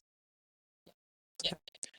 Differentiates you from the cowboys, differentiates you from the other businesses that have got hundreds of employees and they're not personal, they don't know you by name. Yeah. Exactly. That's Yeah, one thing I'm trying to build is just building that personality and not only show it in my work, but actually show it as having these good relationships with clients and where you can be flexible in certain ways and say, hey, I think you yeah, really would benefit from this, and yeah, for sure.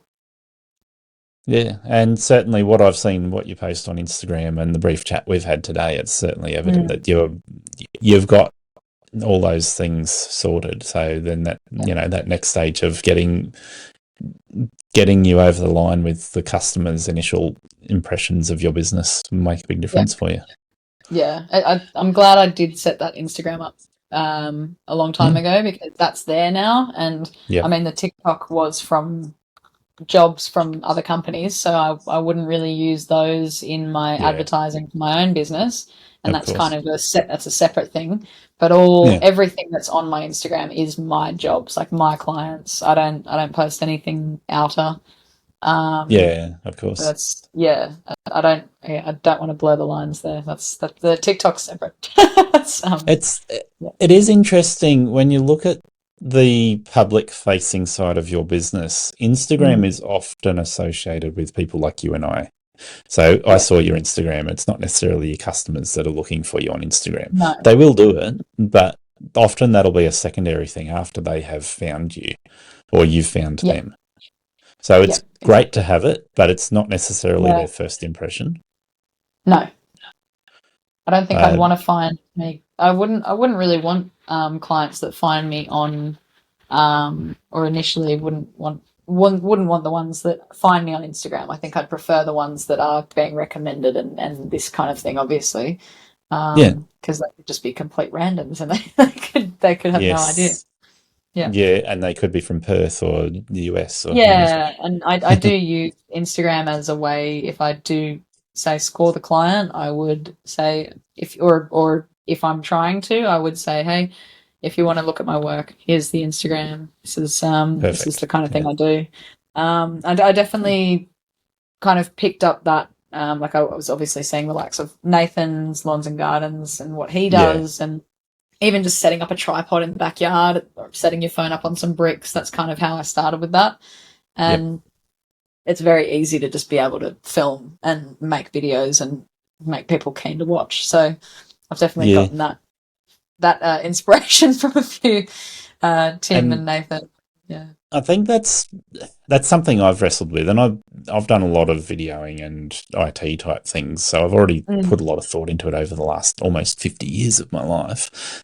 Yeah. How do you capture Wow. really good POV when you're recording content? So when I'm riding my Yeah. motorbike, it's like, do I put it on the bike? Do I put it on my helmet? Do I get one of Yeah. those Insta 360s that looks like it's flying Yeah. beside you like a drone? So when you're doing gardening jobs, trying to find the right angle and make sure it comes across as interesting. You know, Yeah. Tim, Like Nathan, those wind guys. doesn't blow the phone over and I I put my GoPro on my motorbike yesterday. I recorded the ride, and I got back home, plugged it in, and when it plugs into charge, it automatically connects to the cloud and uploads the files. I saw it doing a little circle thing to say it was uploading. I went to the cloud after it had finished, and there's nothing there. I went back to the camera. There's nothing there, and I'm like, oh, just had this sinking feeling, and captured the most awesome things on that ride yesterday. Like the guy in front of me that I went riding with, he went into this puddle thinking it was just going to be, you know, nothing, and he ended up a meter deep water. I was like, oh, that would be such good footage, but it doesn't exist. Yeah, we're about to wrap up anyway, but yeah, so looking at where you're going in your business from here, I think that's one of those things we're covering. We've covered already some of the things about whether you're going to put on employees or what that might look like when you get to it. yeah. Looking at your social media and what marketing you might do in the future. Yeah. Um, do we need to talk again in 6 months, 12 months, maybe, and just see where you've got to? But It'd be interesting to see. I would love to know. I'd love to have a little window into that and see where I well, am in a year's time for sure. one of those things is having that goal, right? So in the back of your mind, you're Mm. probably thinking, "Oh, I'd like to get my schedule full, like so I can say I've got a full Yeah. 4 days a week or 6 days a week or whatever that might Yeah. be." Is it? It sounds to me like you want to have spare time. You don't want to be working 7 days a week. No, and I think I'd love to be able to have a very healthy work-life balance and Hmm. keep that way.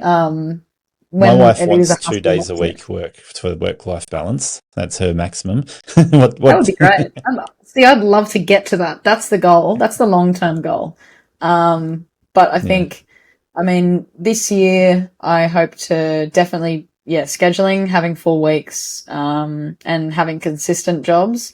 And I Yep. think this year I'd love to build more confidence online, and do more Yeah. marketing, like different marketing strategies, I guess, with say Hmm. brands, brand deals. That would be ideal because then you're getting another little hustle going. Yep. Yeah, And it's so all that's about really a hustle. second business when you start doing brand deals, It and is, yeah. online content can build up a second business completely. Yeah, But I guess yeah, the other aspect to that is when you're talking about marketing, it's like are you marketing to bring in new customers? Are you growing the business to put on employees? yeah, How much growth do you want? Because it's an open book. Like you can just sit there and write a yeah, check to Facebook and say, I want to pump out $1,000 of ads a day or $1,000 of yeah, ads every 6 months or whatever, yeah, and use your content that you're creating, or then do some little video content with logos, with promo yeah, videos of different things you do, so customers are getting that sort of marketing sent through Facebook or Google or whatever. yeah, Um, yeah, and then what I've looked at, I would suggest Facebook and Google, you can do targeted advertising to the suburbs you want to target so that people yeah, that are in those areas get it. The other one is doing a letterbox drop. So it's, old yeah, school paper, little yeah. half I have A4 tried flyer. that. Yeah, the letterbox drops definitely haven't really done anything. I had a bunch of business cards Yep. printed and did that very early stages. Had a friend Hmm. helping me drop them into people's letterboxes. Didn't get any bites. So I I'm going to found ask you something Facebook. there. Yeah, Before your phone goes flat and we have to end the I know. interview I was watching. prematurely. So, what's the ratio of people that call you versus people that don't call you when it's word of mouth? Um, do you mean so the people who call me? But Uh, how because a many lot of the people time I don't don't call expect you? their call. I don't expect to like a lot of them are like if I have someone who has said, "Oh, I've passed your name on," Hmm. I would say but higher than 50%, they would call. Yeah. Maybe I'd be waiting a little bit, but But a lot of the how time do I you know don't. Mm. how do you know how many people don't call you? It's hard to That's know, the isn't thing. it? I don't know. Yeah, I really All right. don't. So what I want to suggest to you is that our brains lie to us when it comes to marketing. So Mm. what your brain hears is somebody called me. That's 100% success rate, Yeah, it's not. right? It's they just call Yeah. you. When Yeah, you put a flyer or a business card in a letterbox, there's a couple of things you can do to tweak that in your favor. So if you make it a magnetic business card, they can yeah, put it on their fridge. Then that's repeat advertising. Every time they go to the fridge, they see it. yeah. If That's you true. if you do a flyer and you pop it in a letterbox when you're doing a job in the same street, they see Yeah, your vehicle. If you've got signage on your vehicle, you've got your uniform on, and they see the flyer, that is 3 contact points, right? You only need to get 6 contact points and they trust you.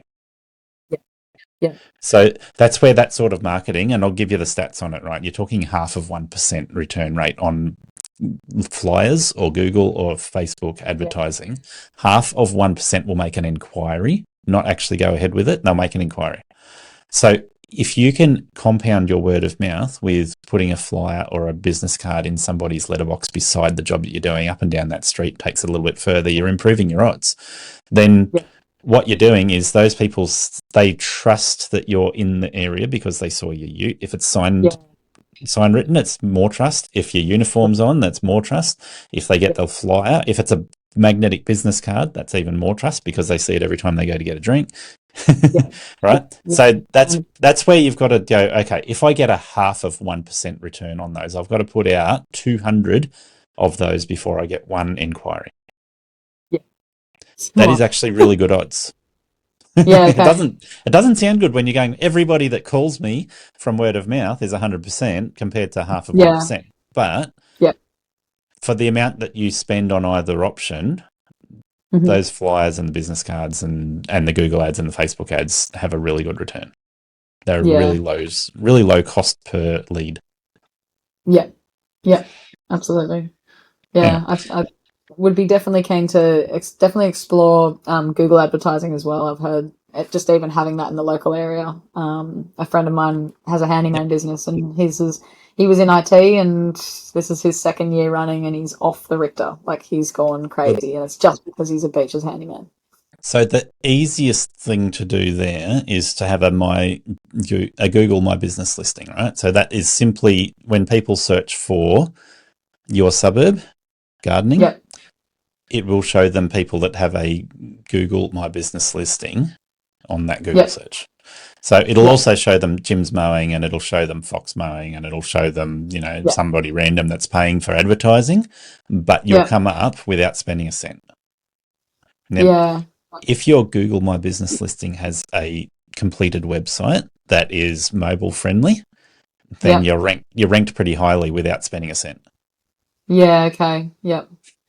Yeah. My website is very, very, very, very minimal and AI created. There's nothing on there. There's Yeah. just a name, email, and Yep. it's yeah. I think it was a. I can't remember what.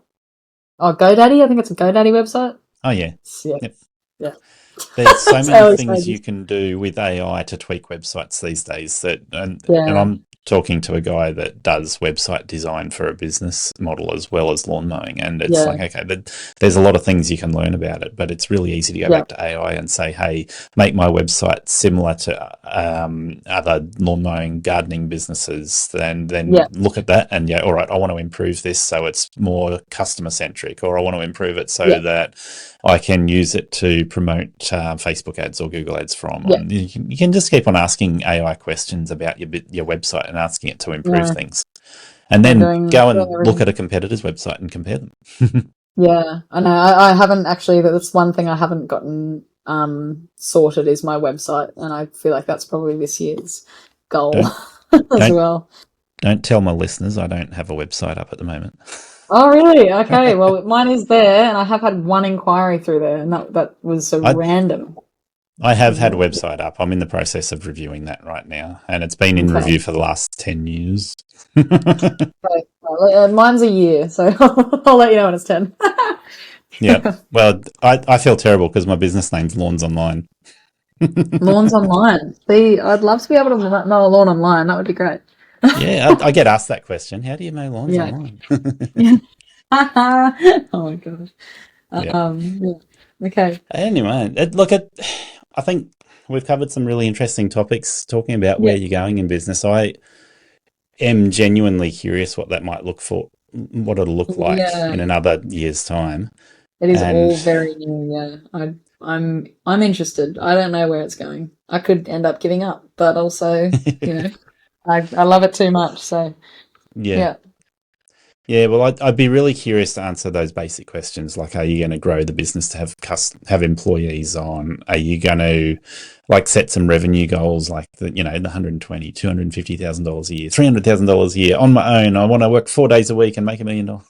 Yeah, that'd be great. I Or should. I really should yeah, make all or these plans, make all these goals.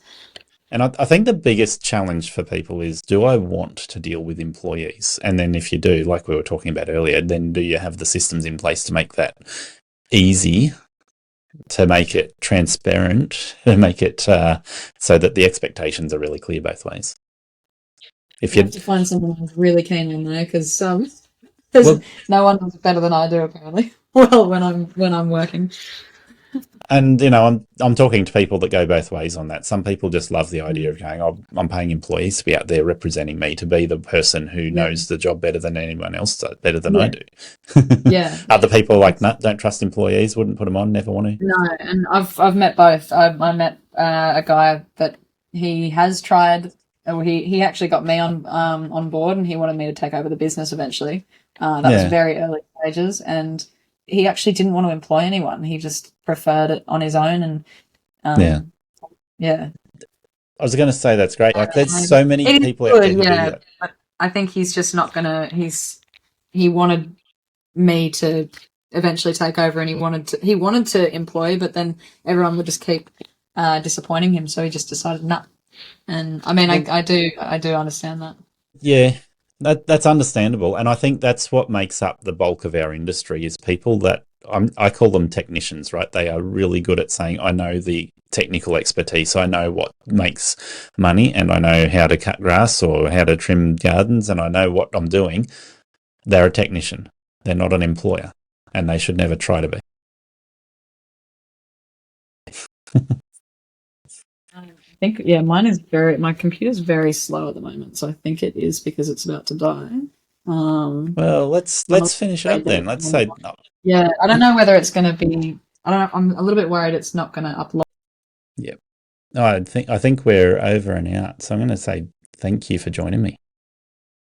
Thank you for listening to Aussie Lawn Stars.